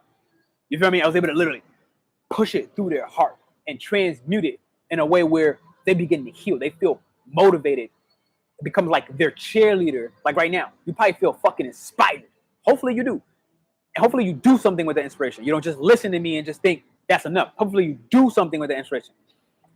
And that's how you transmute the anger. And there's different things, different techniques I learned. And thank you all for those likes and subscribes. I see y'all racking them up. Appreciate you. We're on the road to monetization, baby. Ah! All right. Wow. All right, here we go. I'm done saying, I'm done playing. Hell yeah, Kelsey. I rock with you, Kelsey. Never met you before, but thank you for joining us. Kelsey, just so you know, everybody new that never got one, I've been giving out a free 15-minute AstroTherapy enrichment session, okay? It is something where I'm going to really help you as a facilitator of enrichment, a facilitator of change, to step into yourself, to master who the fuck you are, okay? So you can book that, feel free. Other than that, once you guys at this workshop, November 6th, pretty amazing time that we're going to have. All right. Hey, Taisha, what up, what up, what up? I ain't seen you in a while. Sorry, I didn't check up in the comments. I'm done saying, I'm done playing. Hell yeah. Not the beard with the cap. Is it through? Am I through? Oh, shit. It's my Halloween outfit. Somebody was like, my friends was like, yo, what are you going to be for Halloween? They're like, we're going to go out for Halloween. What are you going to be? I was like, I could be a boxer. I got these boxing gloves with me. And she was like, she had that face like, I don't know, we're gonna be a boxer. And later on in the day, we were in the jacuzzi, and she was like, we're gonna be for the. They were like, we're gonna be for Halloween. I was like, I'm gonna be a shaman. I was like, I'm pretty sure that's I'm just gonna be a shaman. Cause I mean, shit, people think I dress and look like a shaman in different ways, anyway. So it's like, fuck, it's what I'm doing, anyways. And it's like, it is what I am. So I'm like, you know what? In Florida, right? Like, I'm not living in the jungles anymore. I'm not living in Asia and Thailand. I'm in Florida right now. So it's like, in Florida, a shaman is weird, right? That's fucking the Halloween outfit. Let's start casting spells on people tonight. All right, we're gonna move to the fourth one. Moving that energy doesn't suit you, like anger, hatred, bang, haha. Let's exchange gift baskets. Hell yeah. By the way, Missy makes crystals. She makes candles with crystals and other jewelry. So feel free, Missy, if you want to drop a link directly in the chat, and people want to check out your products. I highly recommend them. I definitely agree with what she's doing and the energy that she puts in it. She puts hella love in it. If you can see me, she's a Sagittarius, by the way. If you guys see me and the energy that I'm putting out, recognize that like I look at her as a part of the tribe. You know, I'm vibing with her on a high level where I wouldn't promote her product and what she's doing with her candles and her crystals and her other jewelry if I didn't believe in it. So, Missy, I want you to drop a Shopify link, whatever it is that you sell your shit on, drop it in the chat. Thank you, Drake. Oh, that was me. Haha. Don't say I'm done playing. Hell yeah, Kelsey. Don't say I'm done playing. Boom, Missy. Holding grudges too. Yeah, Scorpio season is all about the grudges. Not about the grudges, but right now in Scorpio season, we are going to have a clear message. Sorry, I have so much energy in my body. I'm like, get out of me. I gotta get it out. I gotta get it out. Ah. Okay. All right, but so Scorpio season is gonna show us the hidden grudges that we've kept. Okay. So let's say, for example, earlier, I think Nancy was talking about like her mom, right? Like maybe, and I'm not saying that, I'm not clarifying that it is. Maybe there's a grudge somewhere with you and your mom. Okay. It's gonna show us what are the real motivations, what are the real secrets that are looking to be revealed. Yo, when I tell you November 10th to November 17th, the secrets are gonna come out. I did an astrology forecast. November 10th. All right, I gotta write it down because y'all need to know that this shit is serious. November 10th, the 11th. I need you all to ground yourself, which is probably why this workshop is perfect. On the 6th, November 6th, this Scorpio New Moon workshop is on, because when I tell you 4 days later, from the 10th to the 17th, you will need to buckle the fuck down. You are going to need to ground, and you're going to 1111 on the screen. 1111 on the screen. When I tell you, we have a lunar eclipse in Taurus coming. It's the first one out of, I think, 4 total. The next 3 are going to be in next year, 2020. It could be the next 2 in 2020, or it could be 3 in 2020. When I tell you, Pleiadian energy, all right, whoever, maybe I'm going too far when I say the word Pleiadian, but Pleiadian energy, also energy from Sirius, the sun that governs our sun, okay, is going to be sending in dead ass, super sophisticated, ancient, but more likely futuristic intelligence into Taurus, our body, okay? Taurus, our 5 senses, which really you're a human being and you started off with 360 plus senses that we've devolved to 5 senses, but whatever. 5 senses: smell, taste, hearing, sight, okay, and touch. Okay, we are going to be getting a download from our tribe. All right. When I say our tribe, I don't necessarily mean you and your same species, but from a species that is quite frankly more evolved than you. Call them the Pleiadians, call them what the fuck you want. Anunnaki, I don't really care. Say what you want. But it's gonna happen. November 19th, we're getting major downloads. So this new moon in Scorpio is almost like the test run, and is preparing us to incrementally be able to forgive and check in with our grudges and check in with, you know, our deep, darker desires that maybe really have been waiting to be revealed, all right, to come into a new manifestation. And by the time November 19th comes on the Taurus full moon, we're going to get, again, the illumination of what has integrated into our body, Taurus, okay, what is integrated into our body. Right now, today, with the Virgo moon, you are able to understand this in a more practical sense, all right, more earthly grounded sense, even though I'm talking about opposite of Virgo being Pisces, some overly spiritual shit. Spiritual. I just want to give you that download. So November 10th to the 17th, it's going to get real fucking ugly. I'm not going to lie to you. You're going to feel out of whack. It's a time to get your feng shui right. All right. I think, who's my girl? Talisa was saying earlier, get your feng shui right. Your dwelling, get your dwelling. Taurus is all about the home as well, right? As well as Cancer, but Taurus too. Taurus loves to be home. It's a good time to just plan to maybe even be home and not have too many. Taurus doesn't like too many different things changing, but things are changing, okay? Because it's a lunar eclipse, so things are going to change. I'm a Scorpio. Scorpio and Taurus, you guys are going to be the stars of the show. You're going to be impacted the most. I think it's around 27 degrees or so of Taurus. I don't know specifically. But what I want to say is also Aquarius and Leo. If you have any of those signs, wherever those signs sit in your chart, you can expect that that particular area will get fucking rocked, baby. It's going to get rocked because those are all fixed signs. So mutable signs like Sag, you're going to be fine. Cardinal signs, You're going to be fine. Fixed signs, if you have a fixed sign, wherever that fixed sign sits in your chart, that is the area where I want you to go work on self-mastery, all right? Learn yourself, become aware of where that particular placement, one of those 4 zodiacs, Scorpio, Taurus, Aquarius, Leo. If it's in your Venus, recognize that your attachments, Venus is part of your attachments and your pleasures and, you know, basically like joys and, you know, what you find beautiful and a little bit of lust too. You know, you add one of those 4 placements in that sign, the simplicity of Venus is your attachments, all right? That's going to have some of a ripping away, a pulling effect. You're going to try to hold on. My recommendation is let that shit go. Let it go, baby girl. Let it go, homeboy. Because if you hold on, life's going to fucking smack you in the clit. Sorry, maybe that was rude. I probably shouldn't have said clit, but it was what it was. Ass, anus, call it what you want. So I wanted to start that out there. November 10th to the 17th. Okay, what we got in the comments? Scorpio sun, moon and rising. Hey, Scorpio moon and rising. I'm a Scorpio rising. I rock with you, and I'm sorry for your moon. I'm sorry. It is what it is. It is. I said it. I said it. I said it. I said it. I said it. I'm sorry you got Scorpio moon. But at the same time, you fucking powerful. Actually, my friend I'm staying with now, her mom is a Scorpio sun, Scorpio moon, Scorpio rising. I was like, oh shit. But here's the beauty thing. You know, the only reason that people would be scared of a Scorpio moon is because you can't lie to those motherfuckers, first off.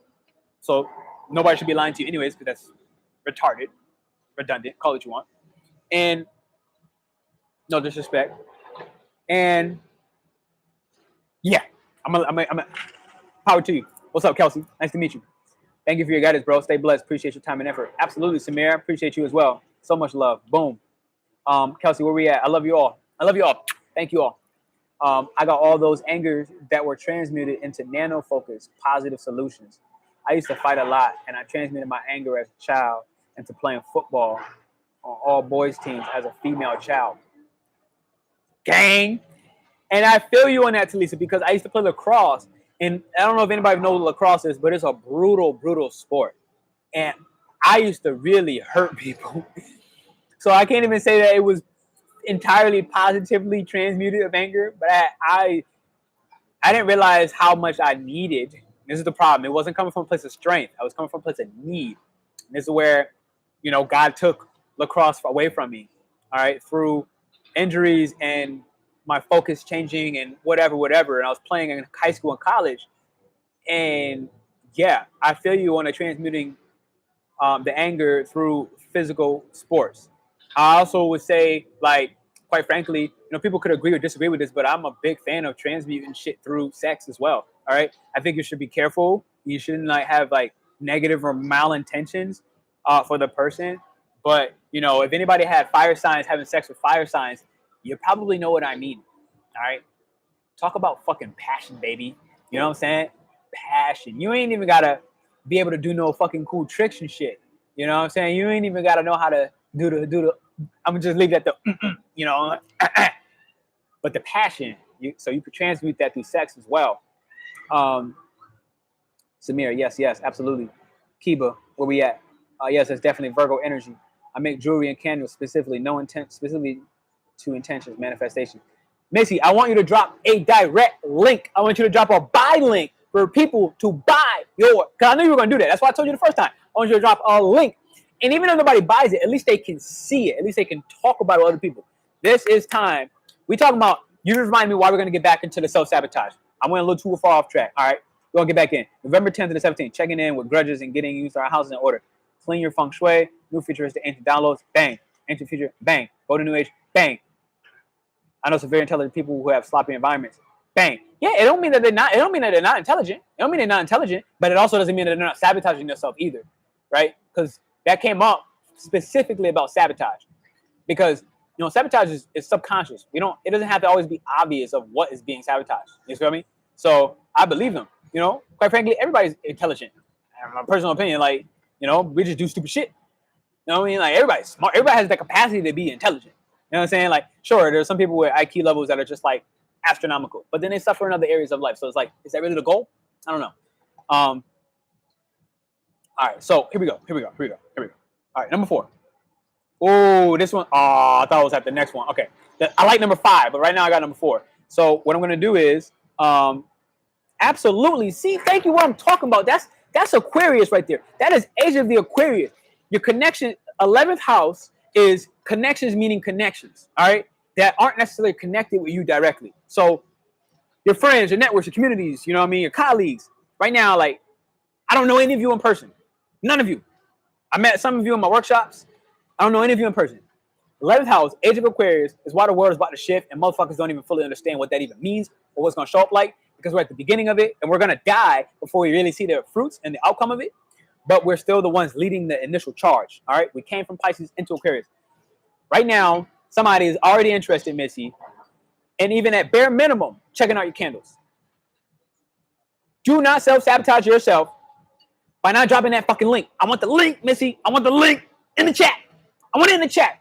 Because, you know, this is what it's about. It's about community. It's about sharing. You know what I'm saying? Like sharing. All right. So here we go. We at 120. Samir, I see the last couple comments. I'm gonna drop the 4th because we're on fire. Okay, 120. We're gonna go 121. 10.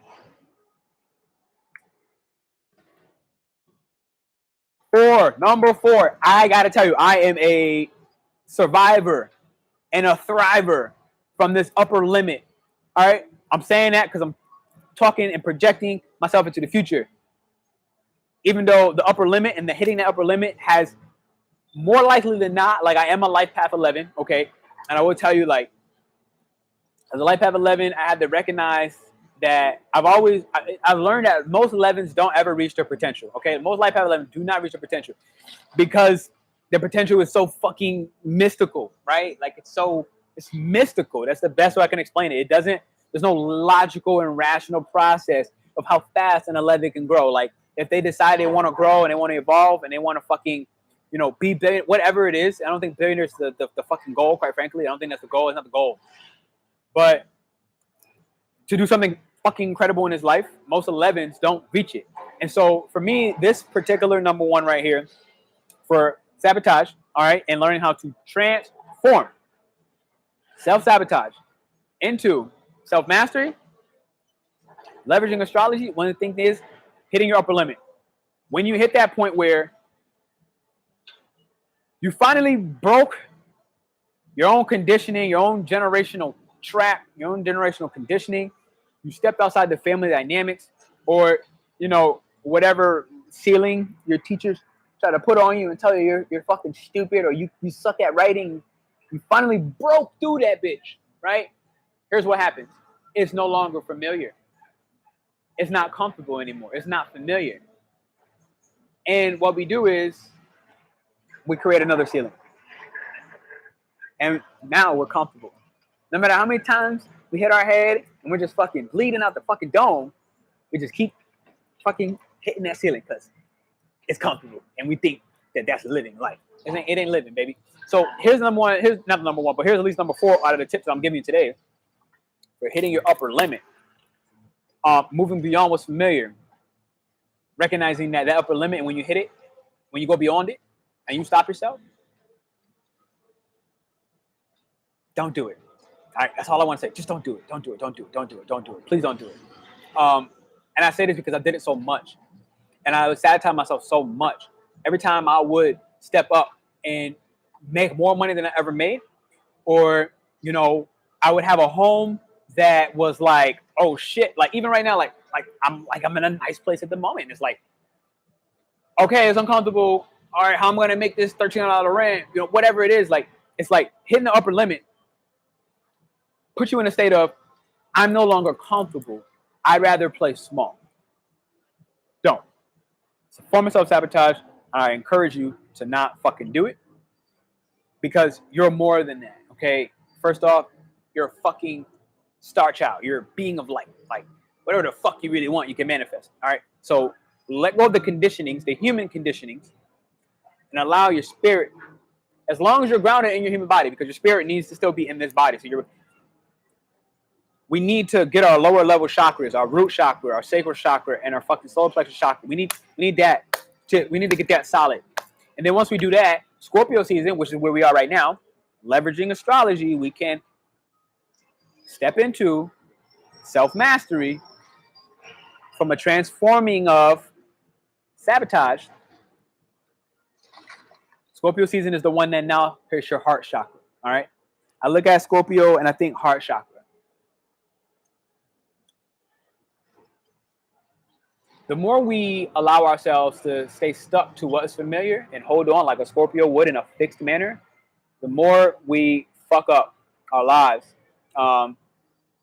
No, but I'm sorry. I think I'm about to get. I need to get this. I gotta answer this message. Can you bring me some water? Laugh out loud. Okay, I had to type that because I'm not leaving you guys. We're gonna rock this live. All right, got some glasses. You want me to wait for you? Go ahead. All right, bang. So I'm getting left, guys. I'm in Florida and I'm doing this live and I'm sticking on with you and I'm getting left. I'm getting left. I'm getting left. And I don't even give a fuck because this is awesome. Instead, they were like, you want me to wait for you? I was like, no, go ahead. If you could just bring me some water, that'd be dope. All right, here we go. So, yeah, if you hit the upper limit and you feel like going back, call me, all right? Call me. Let me be your Aries fire, passionate, enthusiastic cheerleader to say, don't you fucking do it. Don't you fucking go back to that basic bitch shit. Don't you go back to that mediocre motherfucking life. Just call me. I promise you. I'm gonna say exactly that. Do it. I'm looking at you dead in your eyes. Look at me. Look at me. I can't. Okay. All right. That was number 4. I'm gonna hit number 5. Before I do, I'm gonna check in. Oh, I love number 5. Number 5, I love number 5 because I've seen it so much in my life. All right. First, let me get to the comments. I'm straight. Fire sign. Hell yeah. I love the fire. Love that fire. I think people be trying to play fire signs. You know, from December 2020, which is last year now, almost a year ago, and for 10 years, from 10 years to December 2020, motherfuckers was playing fire signs, downplaying them so much, jumping on them so much, ganging them. It was ganging up on them so much that we let that fire get so dim. All right? It can't go out. Your fire never gonna go out. But it can get real fucking dim. You ever seen a fire in a candle when the wax is too high and it no longer is lighting up the room, but you know it's there? You know it's there, but it ain't got no power? That was happening for 10 years. We are finally out that motherfucking cage, baby. Love it. Love it. Don't ever let your fire go out. All right? And that's not just if your sun sign is it, but wherever that fire sits in your placement, don't let it go out. This is how we leverage astrology to step into self-mastery. Okay, we begin to master ourselves when we recognize who's going through what. Okay, when you start recognizing that fire sign is going through a 10-year hell, it's still gonna suck, but at least it could be a little more understanding. And you don't gotta ask why God. You don't gotta ask what did I do wrong. You don't gotta ask boy, why am I so unlovable? Why does everybody hate me? We could just accept that, you know, this is your phase, your time, but we're out that fucking cage, baby. We're out of the cage. All right, where you at? Where you at? What up, Quentin? I got you soon. I got you 11/11. My man birthday coming. We got hella birthdays this month. I seen 11/28 for Talisa. Happy birthday. 11/11 for Quentin. Happy birthday. All right. Number 5. We're going to go 128. All right. I feel it strong. My fire is lit right now. Lit, baby. And make sure we keep others lit, you know, because, but don't sacrifice yourself. Don't like somebody else to sacrifice yourself. All right. We're going to go 129. Because that's what we've been doing, and that's how they got us the first time. We ain't gonna do that this time. We ain't gonna do that this time. We ain't gonna do it again. It's our show. Fire signs back, baby. And we still in the dark. And we still in the dark. We still in the dark. Scorpio season is water. Water and fire don't mix. We know that. So it's okay. Put us on our feelings. Put us on our feelings. Make that anger rise up within us. Because when that fire season come back around, when springtime come, okay, eventually the descent into darkness starts in Virgo season. Starts descending. Libra, okay, the desire for material things is the descent into darkness, right? Scorpio, it keeps going down. This is fall time when the leaves start falling, all right? The descent into darkness. And it goes all the way until about spring when Aries season comes back. We're going to be lit and lifted, all right? Number, excuse me. I'm going to go 129. 50. Shit. Sorry. Okay, I want to get this timestamp in for people. All right. Bam. Welcome, welcome, welcome. This is 1 hour and a half into the live. I'm going to make this clickable for people. We're talking about the 5th tip for uprooting your relationships. I'm sorry. No, we're going to talk about the 5th tip and self-sabotage and transforming self-sabotage to a place of self-mastery. All right. In order to do that, we're going to talk about doing it while leveraging astrology and by leveraging astrology. And the 5th tip that I have for you, or the 5th sign, if you will, of self-sabotage is uprooting from relationship to relationship. All right. I have, and maybe somebody can help me out with this, because I'm not going to try to psychoanalyze myself, even though Scorpio season is all about psychoanalyzation. Where my water at, baby? I'm thirsty. I'm trying to keep talking. I don't give a fuck right now. Throat chakra's on fuego. All right. So why was I the guy that kept always dating people who will chronically date other people? Where I'm talking seconds after we break up, they be dating somebody else. What was that within me, or even a person like me, that I would keep attracting people who will uproot relationships? So I'm asking you guys that are in here in this chat, maybe you can help me out and you can help me psychoanalyze and save my brain and just like give me that, because this is where I'm going to go. I know this is a form of self-sabotage, and maybe you guys can help me out in a moment. So when you uproot from relationship to relationship, all right, when you, and to be honest, I did this up until about from 15 years old, I think, until like 23 to 24. And when I was 24, I finally was like, oh, fuck this. I'm not dating nobody else. Could have came from a negative place. Could have came from a place of like, you know, I was just hurt. Could have came from a place of like, you know what, fuck this, from a bad place. But what up? What up? It's my crew. Y'all want to pull up? Come on, Victor. Come on in, baby. Come on in, baby. Come on in, baby. T, you coming over here? Come on, Victor. Come on, T. We're going to do it tonight. We're going to do this Halloween thing. I got me some water. That's the squad.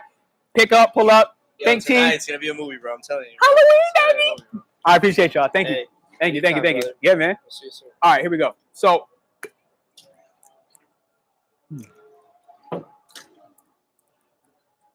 needed that water so bad. So, yeah, feel free. Anybody want to drop in there. So, and if it's not a relationship, you always feel like you need a fresh start. Because I always check these people too. People that will start one business, they'll start another business, and start another business, and start another business. Recognize this is a form of self-sabotage, because if you just got a whole bunch of fucking babies that are laying around and you ain't never raised any of them, like, whose fault is that? You know what I'm saying? When they turn out however they turn out. Whose fault is that? You're going to keep popping babies out, new business plans, and you ain't going to raise it. You ain't going to develop it. You ain't going to grow it. You're just going to start something new. You're sabotaging yourself. Stop. You're sabotaging yourself. Stop. Transform that. Master this stage, this level of your life.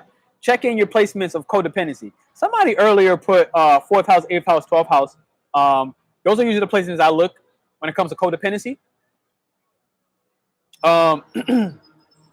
I say 4th house, even though 4th house is an individual house. All right, it's related and linked to Cancer, which is actually an individual sign, even though Cancers can be easily codependent.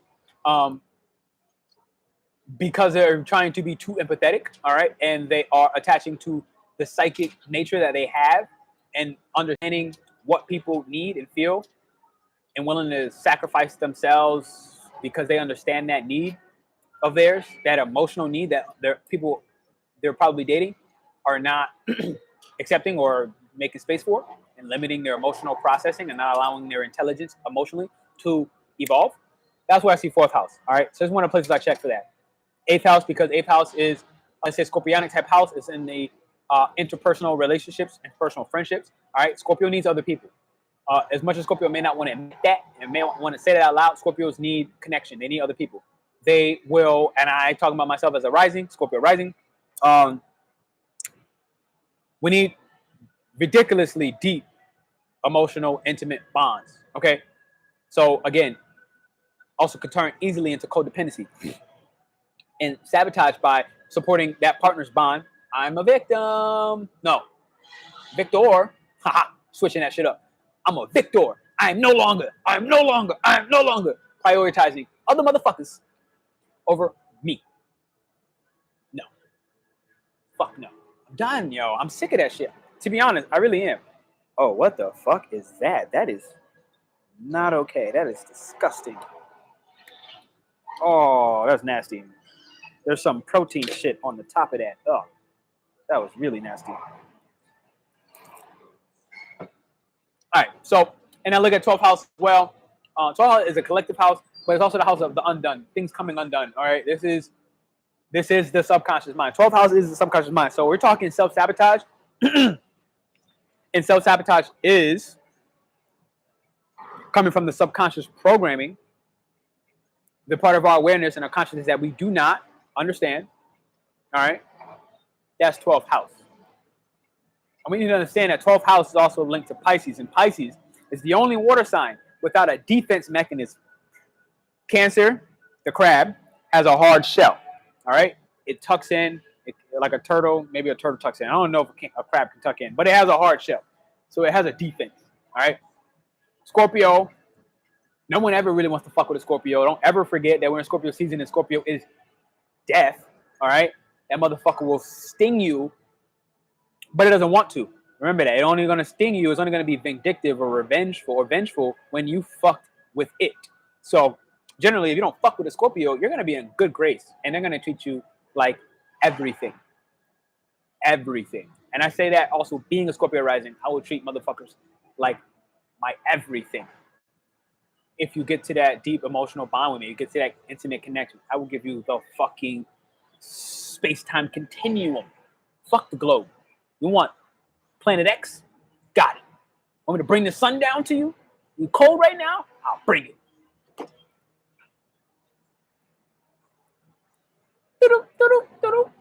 You feel me? So, and the 12th house is where victory. Yes, I just saw that comment. Victory. So, yes. Look, I'm trying. I don't know how to do clickable shit. Oh, yeah. I don't even know, Missy. I have no idea. So, like, go to your website. If you're still listening, go to your website. Click the URL. Press Command C if you have a Mac. And I don't know what it is on the other ones anymore, but something C. Copy and paste.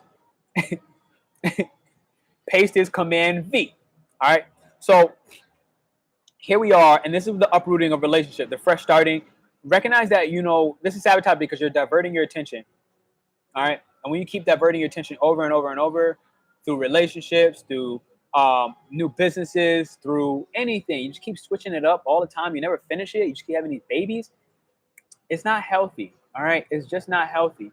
And you're not allowing yourself to grow and evolve beyond your current circumstance. So just stop that shit. Stop that shit. All right. We are now going to move, as I take this sip, to the number 6.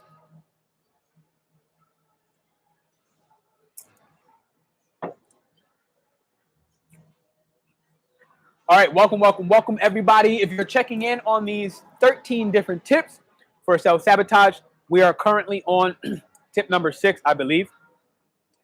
The crowd is going wild. I highly recommend you check in with the top chat. You might see some very beneficial things. And the 6th tip to stop sabotaging yourself and transform self-sabotage into self-mastery. Leveraging astrology, all right? This is the key thing. We've been using astrology to help us to connect these dots. And when you dive into your individual chart, if you're listening to this, I have a link. If you've never been with me in a natal reading, you have a 15-minute free natal reading link. So you can definitely check that as well. We're going to move into the next top sign for self-sabotage. 1, 2, 3, 4, 5, 6. Yes, this is number 6. So the top sign for self-sabotage, before I do anything further, I want to let you guys know again one more time. November 6th, I'm running a workshop. It's going to prep you just in time before November 10th this year, 2021, and November 21st. Oh, no, November 17th. Shit's going to get real rocky before, real fucking rocky, baby. Real rocky, baby. It's going to get real rocky before the lunar eclipse in Taurus, all right? Where we're going to get fucking angelic downloads. Like, yo, if you feel like you've been needing support, all right, I see 7-7 on the screen. You feel like you've been needing support and you just need God to like pull up on you and be like, bless me, God. Bless me with these finances. Bless me with the love life I feel like I fucking deserve. Bless me with that job because I finally deserve. I finally am ready to step into my power. Bless me with the friendships and the tribe. Bless me with the fucking YouTube and allow me to stay focused and dedicated and keeping, if you're feeling like that, check out this workshop, the Scorpio New Moon. We're going to help you move anger, frustration, hate, rage, whatever it is. We're going to help you move those things through your body as you get these downloads coming in for the lunar eclipse. This is what this workshop is going to be about. It's going to be a movement meditation. I'm going to be teaching you what I learned when I was living in Asia from the different monks living in Laos and living in Thailand, the different shamans that I've met living down in here in Colombia. I'm not in Colombia anymore. I'm actually in Florida now, but this is what it is. And it's all about emotional intelligence. Whoever just said that, Kiba, that's a good one. Lack of emotional intelligence, self-sabotaging. Oh yeah, shit. I guess I put that in for number 6. So tip number 6, here we go. I was like, yeah, I remember emotional intelligence. That's a part of why self-sabotage happens in the first place. And yeah, look at that. So emotional intelligence and personal limits on emotional processing. All right, what do I mean by that? I mean drowning yourself out with music when you went through a heartbreak. There's a phase where that is very important, and I'd be drowning the fuck out of myself, especially my Pisces out there. Pisces is classic for this. They use music to drown out their emotions because they feel so intensely. I think that there's a phase, there's a time where that is so critically important so that you don't want to fucking kill yourself and that you don't actually kill yourself. And you can transmute that emotional understanding through music, all right? And there's another side of it where you begin to drown yourself out, all right? Especially if you're not being intentional with the type of music you're listening to. There's a phase where we got to turn the sad music off. And sometimes you got to just turn on some gangster rap and fucking empower yourself and be like, yeah, and fucking move on, move forward. Another time you got to listen to that sad shit. Sometimes I throw in John. When I want to touch in, I listen to John Legend a lot of times. Like when I want to get a little soft, I want to be like in Loverboy mode, I turn on John Legend. You know what I'm saying? Maybe the Temptations, Earth, Wind, and Fire, maybe. You know what I'm saying? Like Luther Vandross, Marvin Gaye, and Luther Vandross, Little Anita. So how is a lack of emotional intelligence sabotage? So how is a lack of emotional intelligence sabotage? Great fucking question. Great fucking question. And the reason why I think it's a lack of and why it is self-sabotage is because a lack of when you are emotionally intelligent, you make space to process your feelings. Okay, you're heartbroken. You don't just go fuck the whole world to not think about the fact that you were heartbroken. Especially being emotionally intelligent lets you know I'm running from these emotions. I'm running from these feelings. I'm running from the pain that this caused me. I'm running from the subconscious programming, which self-sabotage can't exist without the subconscious programming saying that this is how you sabotage yourself. I'm running from the subconscious programming. I'm running from the inner child work. When we have a low level of emotional intelligence, we're often avoiding experiencing what the message, okay, emotions, I'm going to type this one out, are messages, period. All right, energy and motion, okay? So these messages are allowing us, if we abide to the fucking signs, if we listen to why am I angry? Why am I depressed? Why am I fucking joyful? Okay, if we can add in emotional intelligence and allow ourselves to create intentional time, okay, to correctly use what the energy of the emotion is trying to tell us and not avoid the sensation of the emotion altogether, we begin to allow time to process and integrate the lessons that that emotion was trying so dearly to tell us. And that's why I think that being emotionally immature and not allowing our intelligence emotionally to evolve and transcend where we once were to go beyond that upper limit of what our emotional limit was prior, where it's going to be unfamiliar, aka automatically uncomfortable. Recognize this. Like, let's take one back step. Let's take one step back. All of this shit is uncomfortable. All of this shit is uncomfortable. I was in this house last night, and my friends was trying to do whatever. They were trying to do something, and fucking, I had this sensation in my body where it's like, Pernell, you need to go be alone right now, because I'm experiencing some emotions right now that I don't fucking actually understand. I don't know what the fuck's happening. I got this gut feeling, this instinctual feeling that I need to be alone. Make sure that you don't fucking people please right now and fall into the identity of being the life of the party, this fucking Aries, fiery battery pack of energy. All right. Your social battery is low right now, Pernell. All right. My social battery was at like 30%. It said, go be alone. Go take a fucking hot shower. Go rub your body down with some essential oils and take care of your feet. Rub them bad boys down. And then go meditate. And then go do your mantra. That was what my instinct told me. Okay, instinct is very different than your emotion. Your instinct is generally accurate in the present moment. It's not accurate when we project into the future. All right, accurate in the present moment. And I think this is where emotional intelligence plays its role. I truly do. I think when we are emotionally intelligent, we stop living our life halfway. We stop living, we start looking at the glass half full. We start accepting that, your emotions are valid, they're important, and they're necessary, and they're fucking beautiful. And it took me a long time to be able to accept that because, quite frankly, again, like I had no idea what a life path 11 was when I was younger, and I began to understand, like, holy shit, like my emotions are savage. The motherfuckers are giving me all kinds of messages, and I'm picking them up from all kinds of people. And sometimes I'm picking that shit up from people in Dubai. So it was highly confusing. But I needed to learn that I needed a tremendous amount of time alone. And without that time alone to process my emotions, I am not allowing my intelligence emotionally to evolve. I hope that answers the question. Yes, music is great. It creates the environment of ambiance de hill. Absolutely. If used correctly, absolutely. Wow, really, I do overthink and I can't relax sometimes. Yeah. Do all have emotional intelligence? All have the capacity to be emotionally intelligent. But I do not think, I know for a fact, everybody is not emotionally intelligent. I do believe with all my heart that everybody has the capacity to be emotionally intelligent. But emotional intelligence requires a cultivation and practice. It requires implementation and practical steps in order to evolve emotionally and be intelligent emotionally.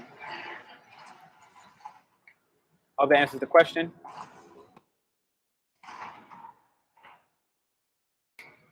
Oh, you motherfucker! It won't let me. Okay, we're gonna get it. Don't worry. Don't worry. All right, here we go. Here we go. I'm at 147.35. Bang, bang.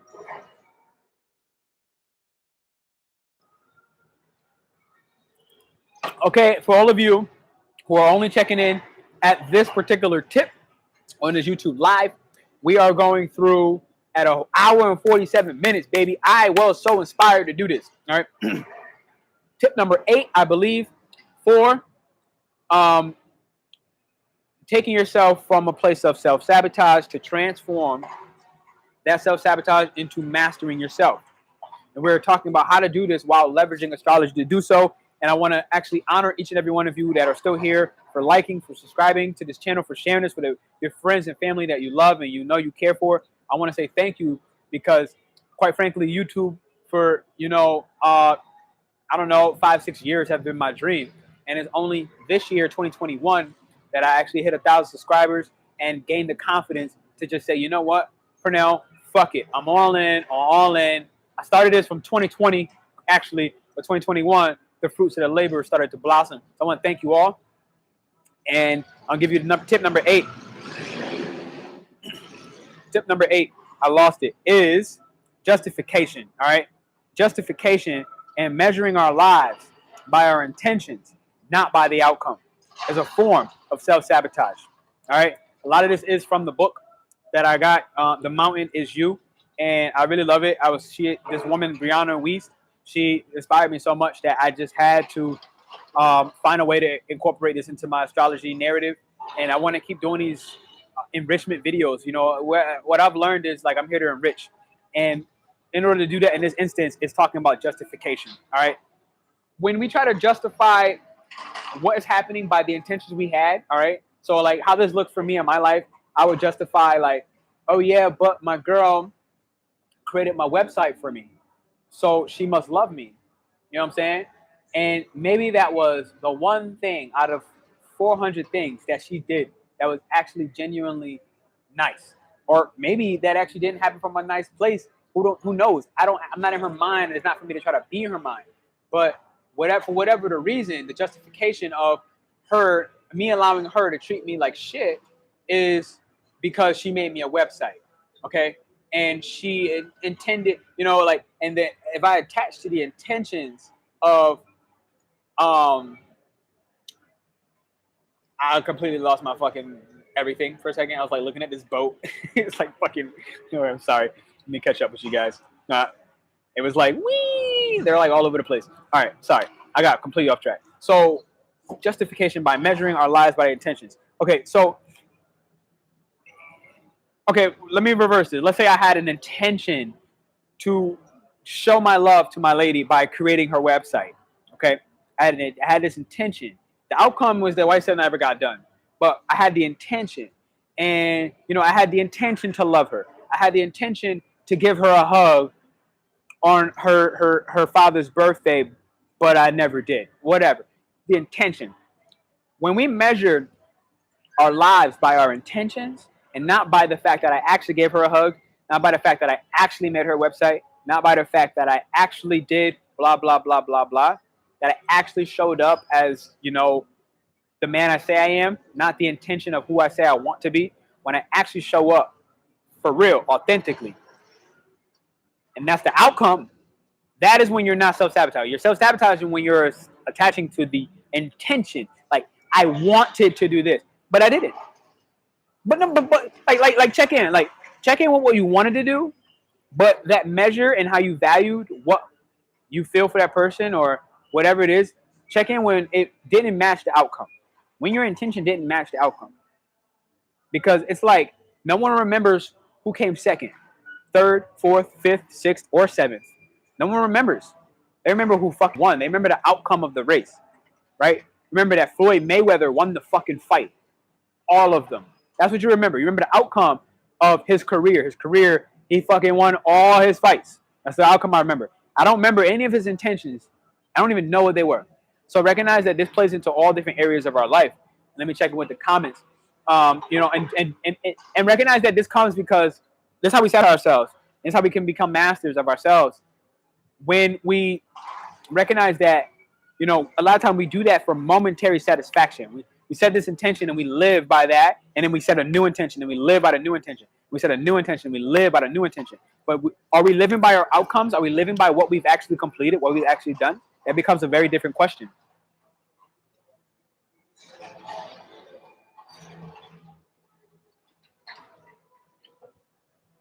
Kiba, I see you saying underthinking. Samir, if not all have emotional intelligence, they were somehow sabotaged.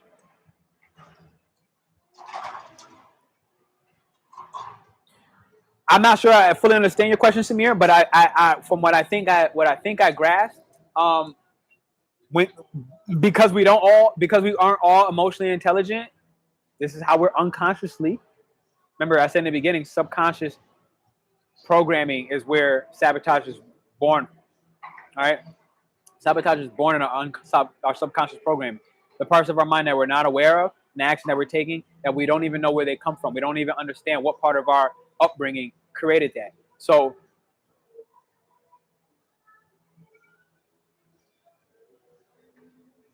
yes, those people who are not emotionally intelligent are sabotaging themselves. But we don't have to stay that way, right? We can bring awareness. Like right now, we're bringing awareness that making space for your processing of your emotions stops the sabotaging. All right. So tip number 8 out of this for self-sabotaging, turning to self-mastery, was justification. Stop justifying the intentions that you set and start measuring your life by the outcomes, by what has actually fucking happened. All right. And then you'll notice, I promise you, you'll notice very, very, very drastic changes. You'll notice drastic changes. Like, we deserve better. Like, if you agree that we deserve better, I want you to just put in the chat real quick, I deserve better.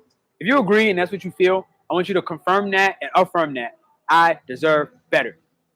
I'm going to give you like a couple seconds. Just go ahead, drop that in. I'm going to put my next timestamp for the next tip that I'm going to give you right now. I'm gonna say 155. We have been going for 2 hours. I thank y'all for rocking with me on this fucking wavy. I want you to type in "I deserve better," and at 155 in 10 seconds, I'm gonna drop the next.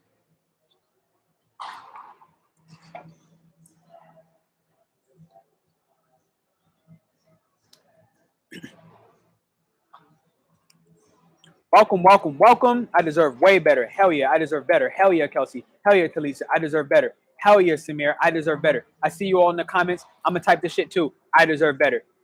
Bam. No, I like what Talisa said. I deserve way better. I'm way up. Bang. What up, Quentin? I'm appreciative of all I have. Bam. Let's rock it. Let's rock it. And you still deserve better, Quentin. You can have all of that, and I'm happy for you. I still want you to have more, and I don't mean material. You feel me? Like when I say more, I'm not talking about material. I'm not talking about material. I'm talking about an abundance of emotional intelligence. You know, feel me? I'm talking about an abundance of self-mastery. You feel me? An abundance of appreciation for all things you have. I'm talking about more.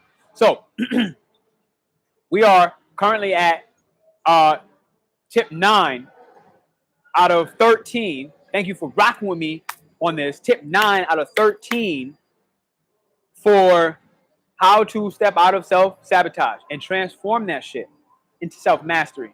All right? Nancy, if you're still here, I know I got you in your natal reading tomorrow. And how we're going to use the leverage astrology to leverage that. So here's what we got. Okay, here we go. So attachment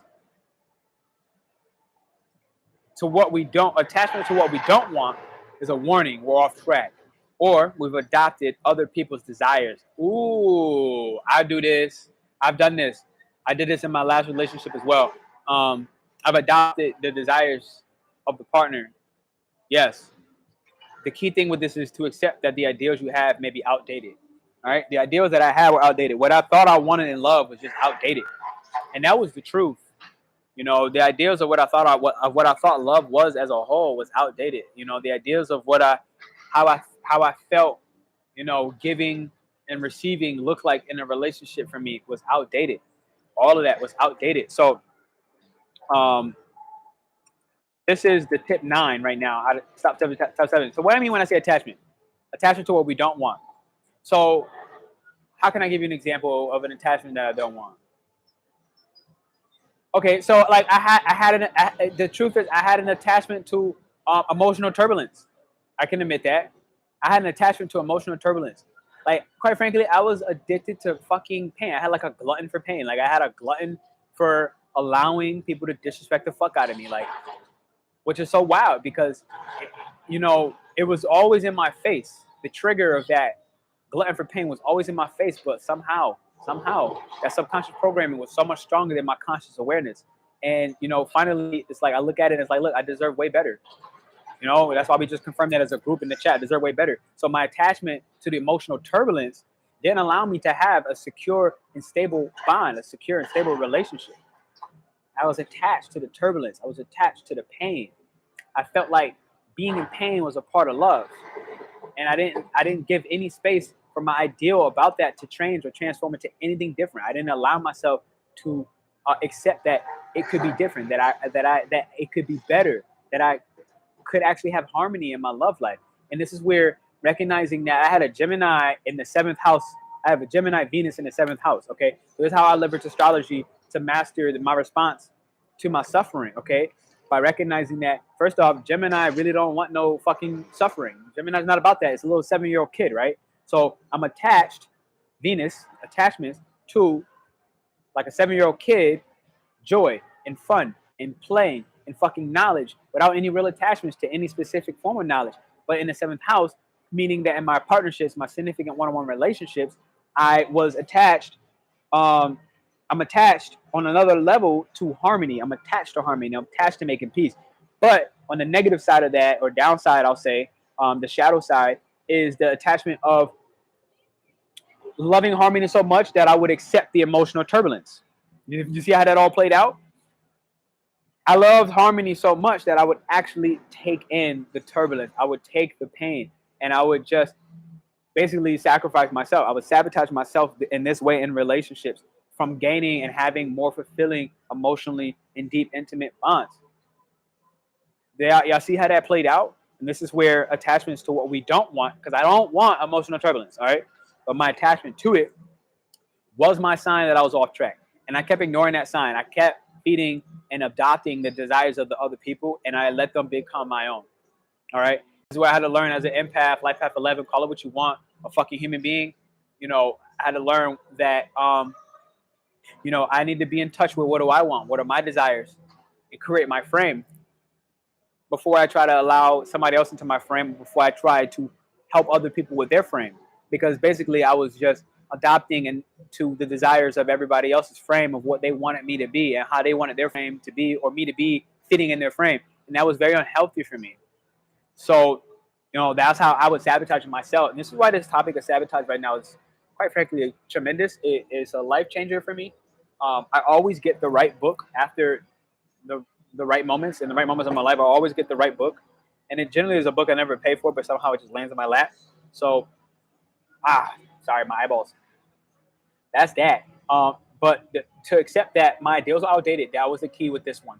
This is tip number 9 for self-sabotage, transforming that into self-mastery. I didn't need to recognize that I needed to let go. And I'll be honest, this shit was fucking hard. It was really, really hard. It was really, really hard. It was really, really hard. It was really, really hard. But it's also the first time that I let go voluntarily. It's the first time I let go willingly, okay?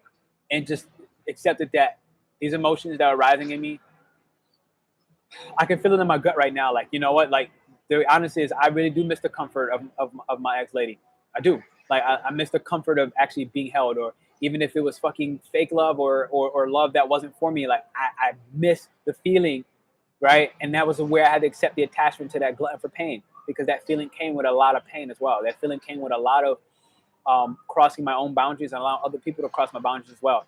That pain, that attachment came with, it was a Pyrrhic victory, you know? It was like, even if I was getting, you know, a travel partner who also could do business abroad and travel in different countries the same way I wanted, even though I was getting that part that I really love and desire, I was also, I was taking it at a cost that I'm just not willing to pay anymore.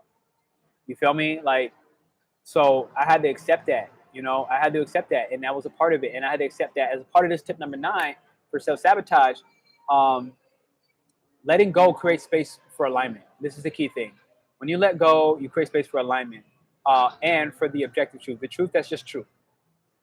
The truth that's just true. I had to start looking with eyes, my real eyes, and I had to start recognizing, I had to start realizing with my real eyes the real lies that were being fed to that person from themselves that I adopted. Right? I adopted these same lies because I didn't do anything different. I accepted it. I didn't let go. Okay. I was attached to all of that, including the lies. And that is very painful, like, for me to admit, but it's empowering to admit at the same time. It's enriching my soul to admit this at the same time. And I think that acceptance is the first step out of denial, that this is a part of my life. You know, it was difficult to let go. Like, it took a shit ton. And, you know, me getting out of the country was part of me letting go. It was part of me booking the trip to go see my dad and saying, look, I'm going to do this shit one way, and wherever life takes me from there, that was part of me letting go. And it was fucking painful. And I almost didn't go visit my own father. I almost wouldn't be here in Florida because, you know, this fairy tale part of me was like, oh, well, you know, maybe I can do something better. And I had to look at it, it's like, you know, fuck that for now. You really, quite frankly, did your best. And even if your best was not enough, maybe it just wasn't for that person. And to accept that that's a reality as well. Maybe my ideal of it having to be that person was a part of the glutton for pain as well. Because somebody is going to appreciate me for exactly who I am. And I had to accept that and realize that, and, you know, express that to you here on YouTube, on one of my creative channels, one of my creative outlets. So, you know, speaking on here live is also part of my healing journey. It's also part of my process. So thank you for joining me with that. Appreciate it. Tony Cummings, I deserve better. Absolutely. Appreciate you. Difficult to let go. Hell yes, Samir. I have a perspective on it. I have better perspective on it. Thank you. All exist in the now moment. It's all mine, baby. Hell yeah. Agreed. Absolutely. So let's go to number 10 out of 13. We're working the system today, baby. We're working it today. So we are at 2 hours And for a minute, I'm going to make this timestamp for people. And 50 seconds. Bam.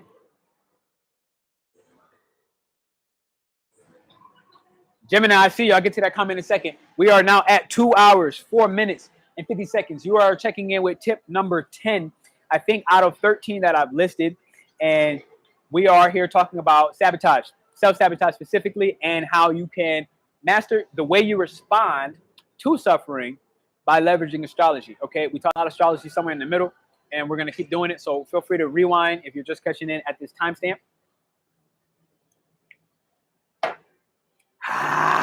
Woo! Just gonna keep spitting fire, baby. All right, here we go.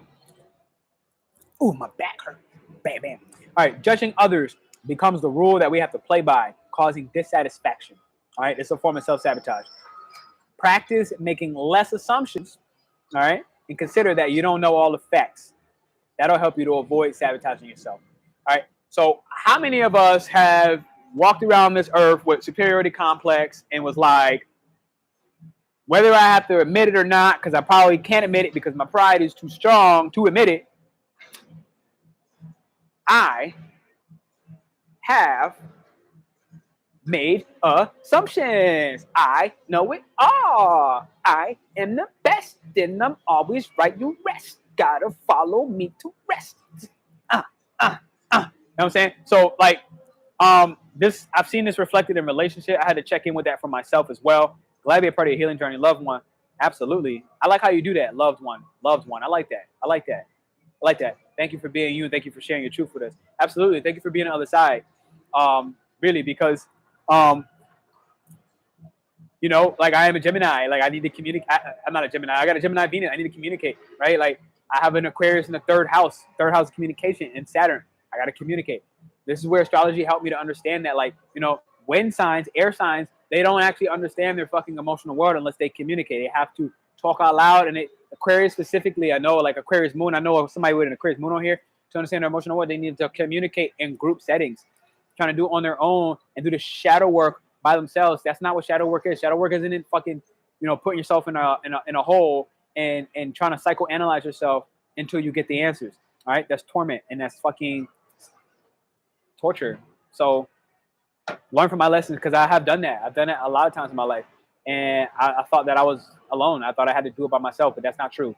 So, you know, for this tip 10, judging others becomes the rules that we have to play by.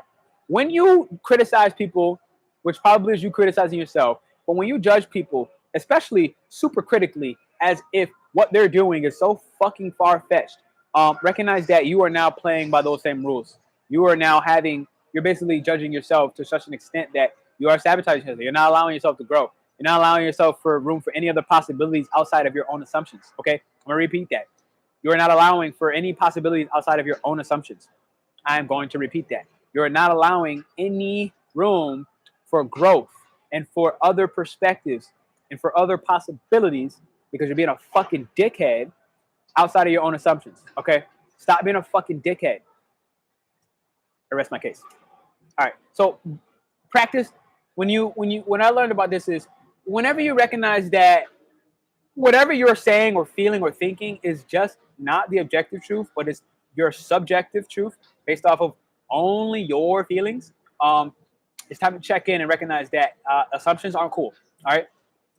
Assumptions for me is a fucking big pet peeve. I'll be honest. When I'm with people and they make assumptions about me, this has been one of the ones where I would spaz on people in my immature stages, especially like my immature Aries stages. I have an Aries and Mercury as well. It's like I just boom burst that shit out. Those stages of immaturity for me, I could not handle assumptions. I would rip people's shit apart, like way more than it deserved, but it happened. It is what it is. I'm not gonna shame myself for it. I'm not a bad person. I did a bad thing. Okay, and so that's the key with guilt and shame. Guilt is like I did a bad thing, you know, and I would like to. I feel remorse. All right, I feel remorse, and I want to do better. Not with the old people that are a bad thing, but as I move forward in my new, fresh connections. Okay, and shame is like I am bad. So check in with that. All right, because you're not bad. So with that said, Yeah, it causes extreme dissatisfaction. So just let this one be simple. Like, don't make assumptions. All right, that's the simplicity, and we're gonna move on to number 11. So true, Gemini gang. You know what? People need to stop fucking with you, Gemini, because they be thinking, they be trying to teach you like you ain't the smartest. You know what I'm saying? Like, you're not intelligent as fuck. They be trying to act like you ain't adaptable and you're not everything that everybody wants to be. So don't listen to that noise. Don't listen to that noise. People be stunting. People are jealous of the Gemini because they move around the world like a 7-year-old child, and they experience joy more than most other zodiac signs. Don't listen to that noise.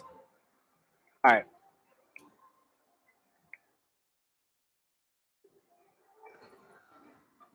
We are now at 2 minutes, 10 seconds, and 20 seconds.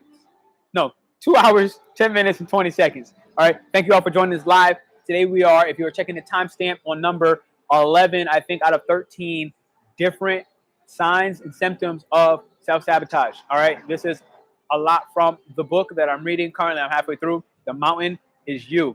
And it is helping you transform self-sabotage into a form of self-mastery. All right. And I'm looking to help you do that while leveraging astrology to understand yourself in the process of it all. So what that means and what I'm saying from there is pride is one of them. Okay. Pride is good and bad. Pride can play the role of, the motivator and the inspiration and the fucking leader who we all need in this world. The world needs more leaders. All right. Pride is one of the things that I think all leaders need to have. You need to have a certain ability to cheerlead for yourself. If you can't cheerlead for yourself, and even have pride in your accomplishments, then really, you're gonna probably be somebody's bitch. All right. You're probably gonna be somebody's baby back bitch, and you're gonna be codependent, and you're gonna be stuck in some toxic ass relationship. Now, there's a second side to pride where you're just being a fucking idiot. All right. For simplicity, you're being arrogant, and I say arrogant intentionally, not ignorant, because ignorant means you wouldn't know. Arrogant because you do know and you're doing stupid shit anyways, which makes you a fucking idiot. All right. So if you're here on this time stamp, pride is one of them. And recognize that pride forces you to make decisions depending on what level you're coming from, the right side or bad side, whatever, good side, bad side. Pride forces you to make decisions based in arrogance. All right. Based in, like, look, you know this, but you're just going to go do the other thing anyways because you're like, Aquarius does this a lot, like, and Leo as well. Like, they'll know exactly what to do. I think Aquarius more than anything, but they're like, I gotta be unconventional so much that I'm just gonna arrogantly do this thing, and they allow their pride to get in the way. They have the pride of the sun, the pride of Leo, if you will, but it shows up more in their space of their intelligence. And Leo has the pride that shows up more in their creative expression, right? The arrogance to show up in the ways that they may express themselves. So recognize that with pride, it's important to recognize if you're living your life based on the perceptions of other people. Okay, are you living your life based on the perception of other people? And if you are, recognize that we need to see ourselves with a little bit more honesty, like more emotional honesty and more brutal honesty. That's why I like I don't listen to him all the time, but I like Jordan B. Peterson for the simple fact that he's just honest.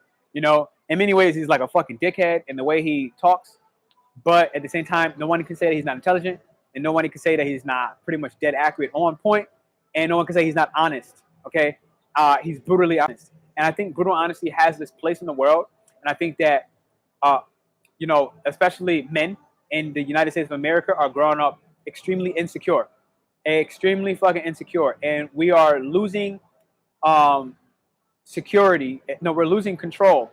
We're losing control and the structure that it requires for feminine energy to allow it to be chaotic so that the masculine energy can contain it. Understanding that masculine and feminine energy is in both men and women. Okay, so let's not go to the sexist thing. It's not about being sexist. It's about being real and objective and honest. All right. So I think that this is where pride really has its place.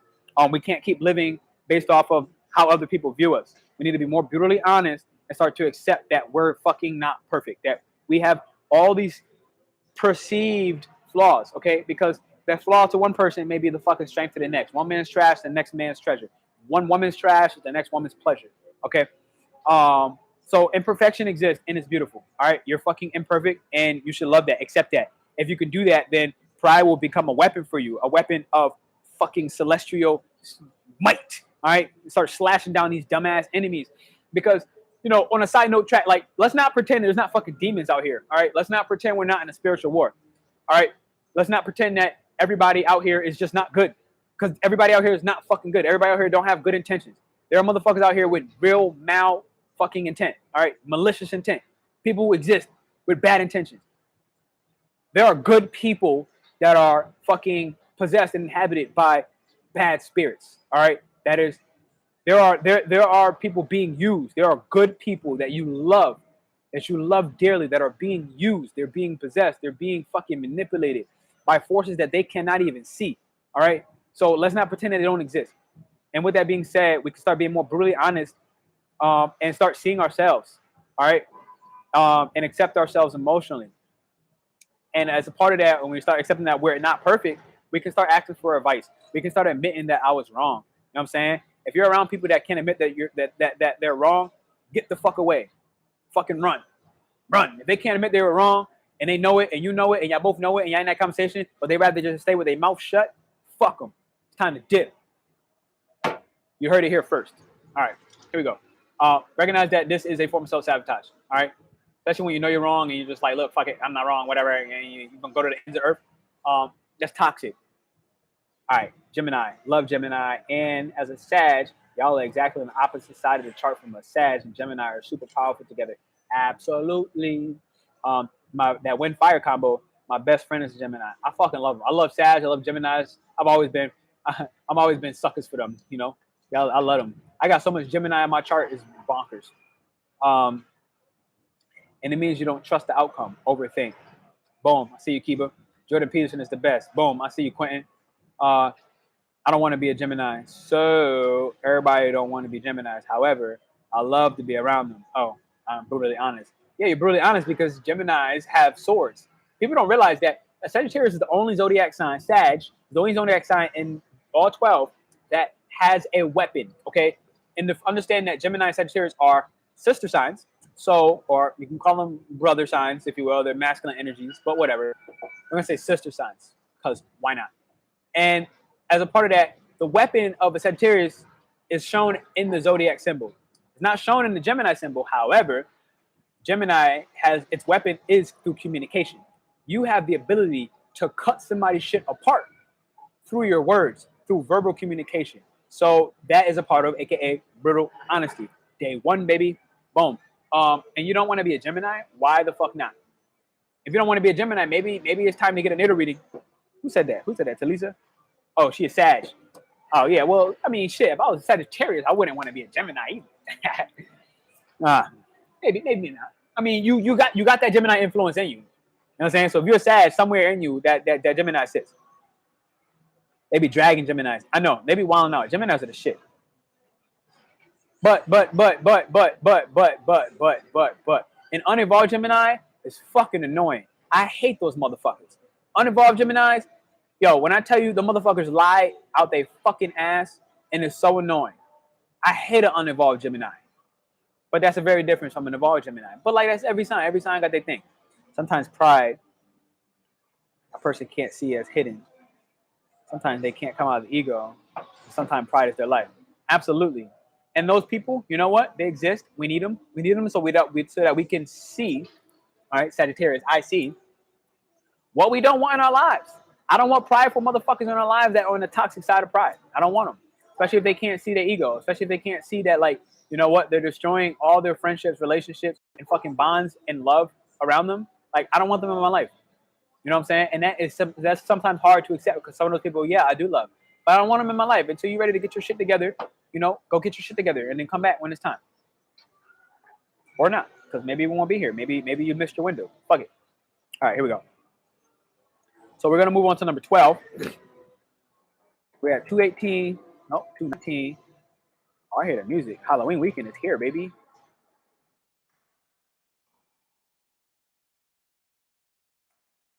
Oh, fuck. Hit that. Shit, I put the timestamp wrong.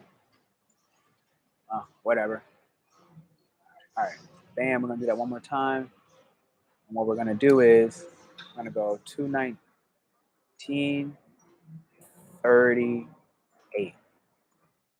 All right.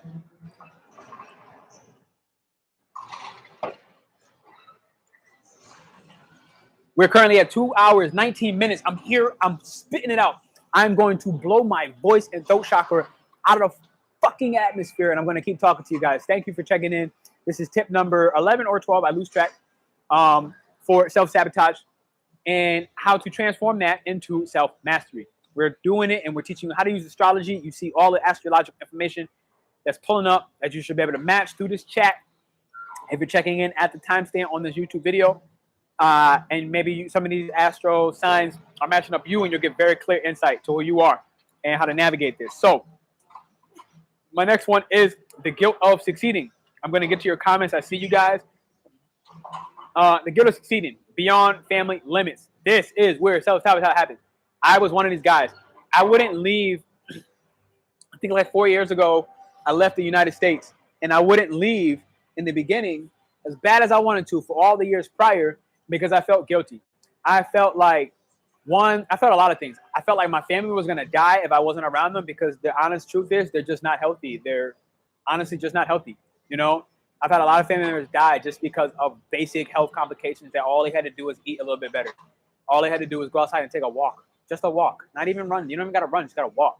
And, you know, I studied that in the space of exercise physiology and behavior change and university. And part of that even happened and came to begin to transcend and exceed some of these unhealthy things that was happening in my family. Like, you know, my grandma died because she just was unhealthy, you know, and it was just that simple. Like, there was nothing else to blame. And at first I blamed the hospitals, but eventually I had to recognize that, like, I had a certain guilt of succeeding in my own health and breaking through, you know, unhealthy foods that I was eating or unhealthy habits that I had around sleep or food or exercise or whatever. You know, the guilt of succeeding in transcending our family's limitations is a major way that we sabotage ourselves and our success and refuse to transform X, Y, and Z into a space of mastery.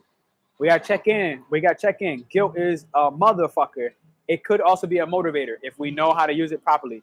And recognize that, you know, guilt, you know, if you grew up in a poor family household, let's just say, it's like, I could tell you, like, you know, my family's not rich, and I had part guilt of starting to actually use my talents, use my ability to express myself creatively and also make money for it. Let's say I eat YouTube and even watch hours and yada, yada, yada, or my ability to communicate. Two. I saw that motherfucker on the screen. Hello. You know, I'm a communicator. I'm here to spread more fucking knowledge, more light, more raw objective truth. And I'm here to do it in a way that is just, I'm not here to sugarcoat. You know, I'm not that motherfucker. I said motherfucker right there on purpose to just prove to you that I'm really not here to sugarcoat. I'm saying, like, so guilt can also make you less vigilant about following your personal dreams, right? You know, how many people in your hometown or family that make you feel like, oh, you know, you can't go to Italy because whatever. You know what I'm saying? Like, oh, you shouldn't do that. You shouldn't start that. I had one guy that I met and I did a natal reading with him, and he was like, you know, honestly, I've actually always wanted to start a fucking porn industry. He's like, I don't want to be the one in the porn. I want to do the movies. I want to do the film. I want to create the ideas and the concept, right? But like, what was stopping him? You know, family dynamics. It wasn't even the fact that he felt the industry was wrong or he felt that porn was, you know, spiritually killing people. He didn't think none of that. He thought mostly because it was unacceptable from his family dynamics. That was a dream of his. You know what I'm saying? So what's stopping him from moving to LA or Atlanta, or I forget, I think they moved the next porn spot to Atlanta. What's stopping him from actually pursuing that? You know, feel me? Like, and that's a dream of his. So let's not judge or create assumptions about his dream. That's his dream. It was his dream. And, you know, the guilt of doing something outside of what was acceptable in his family didn't allow him to pursue that. Right? So this is where guilt could pull up, you know. And the key thing with this is as I look back to my notes, this is really hard for the kindest people, right? Because kind people, quite frankly, feel like, you know, they want to naturally, kind people are naturally people pleasers, all right? Like, and I say kind people, I don't say nice people, because there's a difference. Nice people do something and they want something on the other end. Kind people do it because it's coming from the best place in their heart. When you're nice and you're doing something because you want something, ulterior motives, it ain't the same as just being kind and being a kind-hearted person. So I want to clarify that. But kind people really struggle with this, but they need to start accepting. Like when I say kind people, I'm talking about my empaths. I'm talking about my healers. I'm talking about my fucking spiritual gurus. I'm talking about my, you know, my light workers. I'm talking about my star seeds, my whatever you want to call yourself. All right, my shamans out there, whatever you want to call yourself. Recognize that money is a tool. All right, you need money. Stop allowing the guilt of breaking generational financial curses, all right, to hold you back from collecting money and thinking that it's wrong to do so, collecting money. Like, okay, look, this is the reality. Like, I fucking heal people. This is the reality. Like, this happens a lot more in person, but I had to learn to get on the internet and do it too. Like, I'm the guy that lives in jungles, period. I'm the guy that learns plant medicines. I'm not talking about ayahuasca. I never even took an ayahuasca. I never took anything except for a little bit of weed, maybe a lot of weed, and some fucking some tequila. Those are my two jams, right? So, but plant medicine in the sense of, you know, oh shit, you got this cut, you got this scar, it could do a little bit of this. Or helping you heal your chakra points. Like I have people that come one-on-one retreats with me and they do retreats. I do group retreats, I do one-on-one retreats where people come out for a week, 2 weeks, or a month. Those are like 3 different options. And they work through their chakra and their energy points and they get their chi back in alignment. All right. So if anyone's interested in that, I never mentioned that. I should probably mention it more, but I'd be forgetting because fuck it, you come when you're ready. But if you want to ever do a retreat with me, one-on-one or in a group, let me know. We'll set the dates. They're always out of country. I don't do this on U.S. soil because part of it is taking us out of that environment. And I put people on soils outside the U.S. So beyond that, so yeah, whoever said time to harden the fuck up, harden the fuck up. It's time. Be vigilant. Be vigilant. Be vigilant. Thank you. Let me check in with the comments, see what we got. Sometimes, okay, bam, I read that one already. I feel like we got tribe out here today. Thank you all. I'm kind to a fault. Sometimes it's hard to fuck up. I love plant medicines. Well, let's do it, Quentin. Shit, let's get it done. If Rappy is Rappy, I've done Rappy. I guess I did Rappy before. They answer questions. They just give you access to what you already had, baby. All right, here we go. I'm gonna make the next timestamp. Oh man, the music is jumping right now. All right, here we go. It's a love that song. 127:38. We're gonna say, and we're gonna bust that.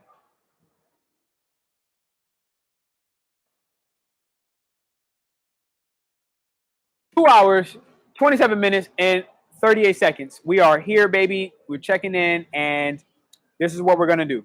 We're gonna talk about self-sabotage. I'm gonna get to your comments. I see you guys commenting in there. Check the live chat if you're coming on this timestamp. Talking about self-sabotage and how to transform that to master the response that you have to suffering. Okay, whatever suffering looks like in your life, changes for everybody, and we're using astrology to make it all happen. All right, we're gonna leverage that. So. One of the things I have right here, and it's another one I am a victor of. All right, no longer a victim. I went from victim to victor. I should make a program, victim to victor. All right, I should trademark that. Let me write that down. Victim to victor. All right, I'm gonna write that one down. I like it. Victim to victor. All right, here we go. So downplaying our current success to seem less impressive is sabotage. I am a motherfucking victim of this, and you know, it took a lot of my outside support to recognize how much I downplay who I am and what I've done. You know, I'm more recently starting to come out on the internet and talk about shit. I've always had these conversations in person, but I can't do superficial. Blame it on my Scorpio rising. We don't do superficial shit. I'm not a superficial person. I fucking kill superficial people, metaphorically. All right? But I had to recognize that, you know, some of those superficial conversations or superficial people that exist are also the same people that need the healing and they need the work that I'm able to provide. So I had to learn to, with this way of self-sabotage, downplaying your abilities and making yourself seem less impressive than what you are is a form of self-sabotage. And I have done that my whole life. Like, you know, I had to accept that, you know, there's a difference between, you know, being arrogant and even belligerent and talking about all of your success and I did this, I did this, I did that, I did this, and just being prideful to say no. Like when somebody tells me, you know what, thank you, you know what, you really changed my life today, and it was because of blah blah blah. To be able to be like, you know what, I fucking thank you for saying that, because I've been having a hard day. I've been having a real fucking tough day. And you know what? Quite frankly, I thought about quitting.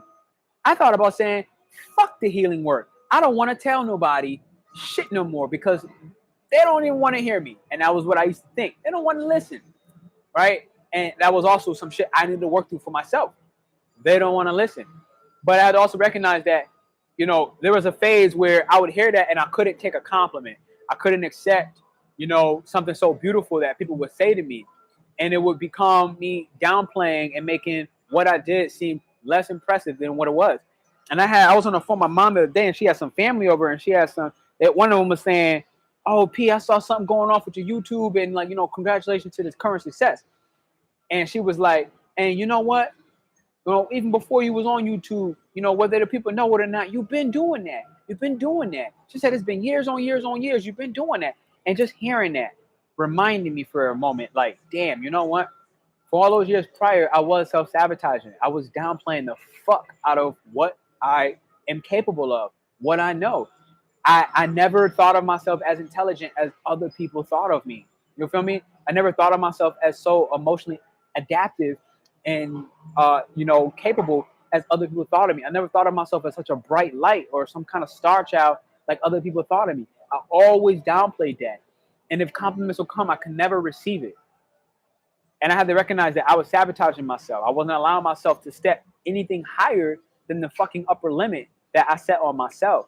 So don't make your current success seem less than what it is. All right, that's sabotage. It stops you from reaching new pinnacles of success. Reach the new fucking pinnacle. Touch that bitch. Bad. Do it like that. You know what I'm saying?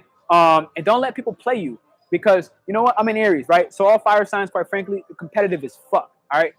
And it's like, you know what? The reality is, like, especially with sports, I was competitive, and I don't want motherfuckers to know it. But when sports left, it was like I was only competitive in sports, and I wasn't competitive the same way in my business. I wasn't competitive in the same way in my love life, like competitive to have the life that I wanted. You know, not in the sense of like competing with my lady, but like competitive in the sense of like creating the love life that I actually wanted. Competitive in my business to, you know, beating my last year's numbers, beating my last month recordings or hours that I had on YouTube, whatever.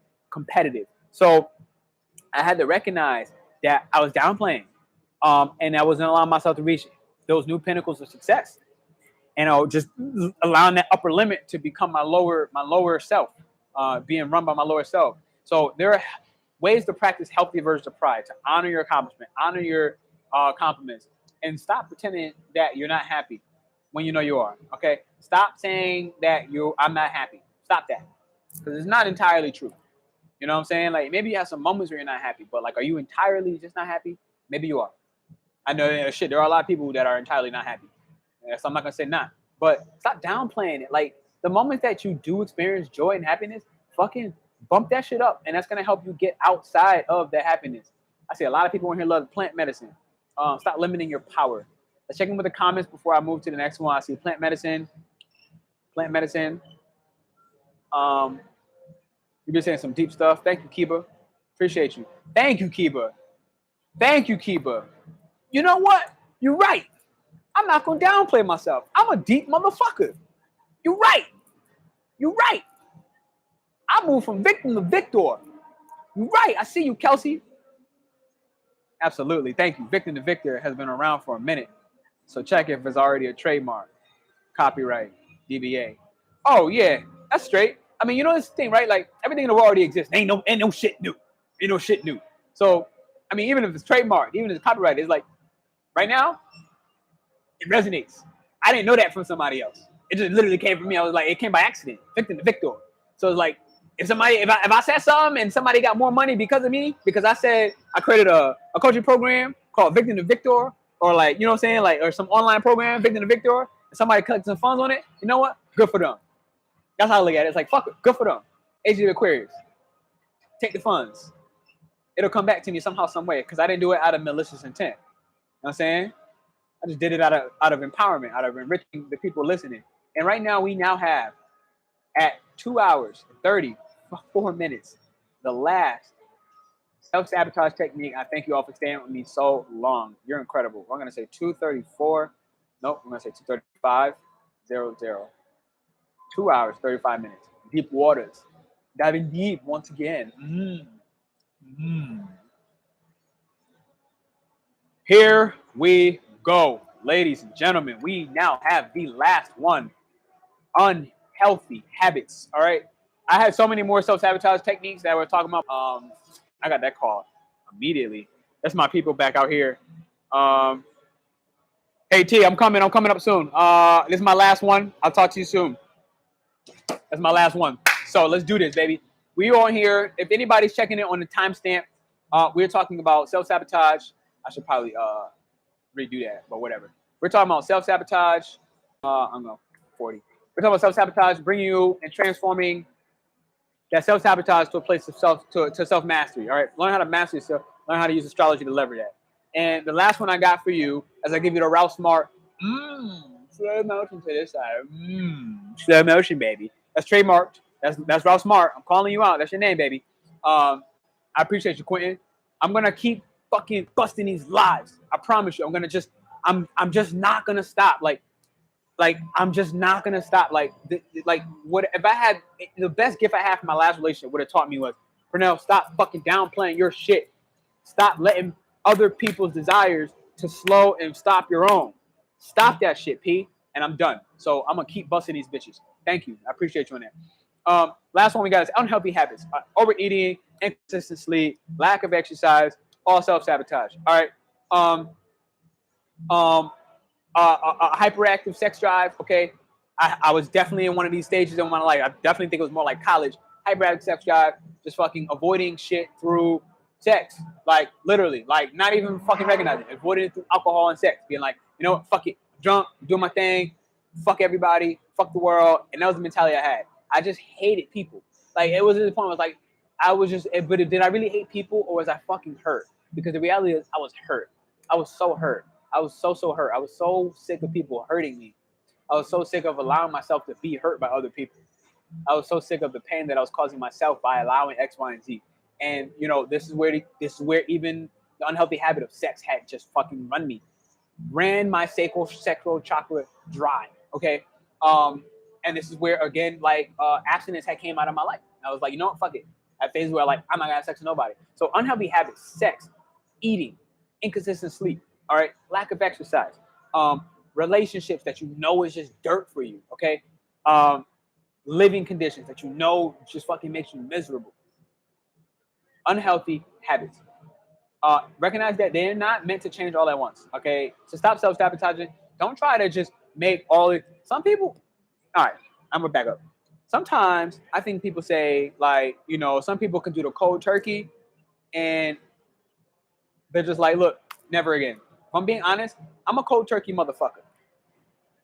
Like when I'm fed up with something, I'm fed up. It's just simple. I'm fed up. I cold turkey shit. But that's not everybody's way. It's not everybody's gonna work. So I don't want to say at the same time that you only could take small steps too. Some people, I think actually more people than not, the small steps are more important. And allow like a Virgo. So Virgo's master at this, like small Virgo-like improvements, okay? And it's a mutable sign. So it's like be a Virgo, and if you're doing small steps, like mutable. So a little bit here, okay? 15 minutes of my sleep, and only one, you know, extra watermelon on my plate of whatever unhealthy food I'm eating. You know what I'm saying? So instead of the whole plate having to be healthy, if you had a plate that's just unhealthy as fuck, just make one ingredient on that item of 4 things on your plate, one of them a fruit. You know what I'm saying? I'm trying to make the whole plate healthy. That becomes the Virgo way, a little bit there. And then, okay, I'm going to bed way too late. Okay, go to bed 15 minutes earlier. A little improvement there. Then make it 30 later. Okay, not up front. Later. Then an hour later. All right. I suck at it. Turn my phone off at night. Can't do it. Okay. I turn my phone on in the morning right away. Okay, great. Turn it off at night and then turn it right on in the morning. Fuck it. Right away. First thing. Let that be an improvement step to overcome this unhealthy habit. Where at least you went, okay, fuck it. You went to sleep and just turn it off. You know, you could, it was so hard for you just to be able to turn it off and actually have it, you sleep with it off. Let that be the win. All right. It doesn't have to be the cold turkey. I'm just going to dive in it. Sometimes, I'll be honest, I'm really the cold turkey. I'm in it. I'm in it to win it. I'm like, you know what? This sucks for me. This takes me out of alignment, and this makes my life a living fucking hell.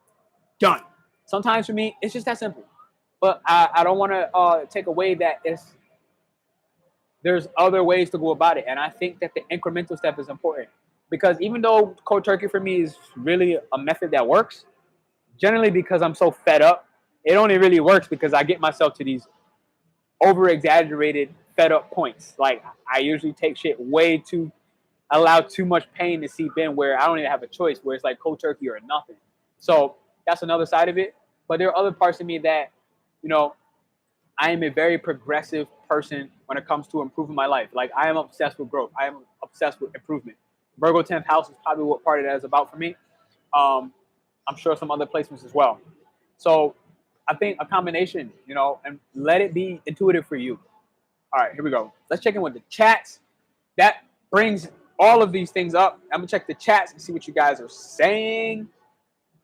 Love Ralph. Something about Ralph I dislike, but I'm abrasive. Yeah, the thing about Ralph is, like, I think Ralph is the man. I'm super proud for him. Like, I don't even have envy for him. I don't even envy him because I don't really want to be Ralph. But I love him enough to respect him. I respect his gangster. I'm subscribed to his channel. I don't really watch his videos, but I'm subscribed. And for me, it's like, I support him because he's doing God's work. I don't care who God is, quite frankly, but he's doing God's work. Whatever God is, he's doing God's work. And so I don't really watch his channel. I really don't watch his videos. He be having some interesting titles sometimes, pictures, whatever. I don't watch it, but I support him. And I support him because he's doing what I feel like I'm doing, and he's doing it in his style. And the only reason why I think I might not even watch him because I feel like I got to do what I got to do. I don't have too much time to be watching his shit because I need time. That other time that I'm not doing a 2-hour and 42-minute fucking live video, I need to go be enjoying myself. So that's that. Something about Ralph, I'm like, okay, bang. Victim to Victor does resonate right now. And it's exactly what was perfect and needed to be said for this specific build. Thank you. I appreciate you on that. Absolutely. I try to quit multiple habits. I'm good for a week or two, and then I implode on every last one of them. Small is key for me.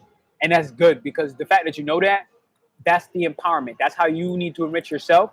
That is way more important than anything I can tell you, right? I can only give you Gemini's surface knowledge, and you have to apply that in the way that fits for you. I'm just going to throw a wide array of shit. Like right now, today, I give like 13, 16 tips out on self-sabotage. Not tips, but like bring awareness to it, and that's good. All right, here we go. I just encourage you to still create a victim to victor program. I don't even just encourage you to still create a victim program. I'd be down to collaborate with you on it. Talisa, let's talk. Talisa, here's my email. For now, Bobby. What's my email? At Zodiac. No, at Gmail. Shit. I'm fucking drunk.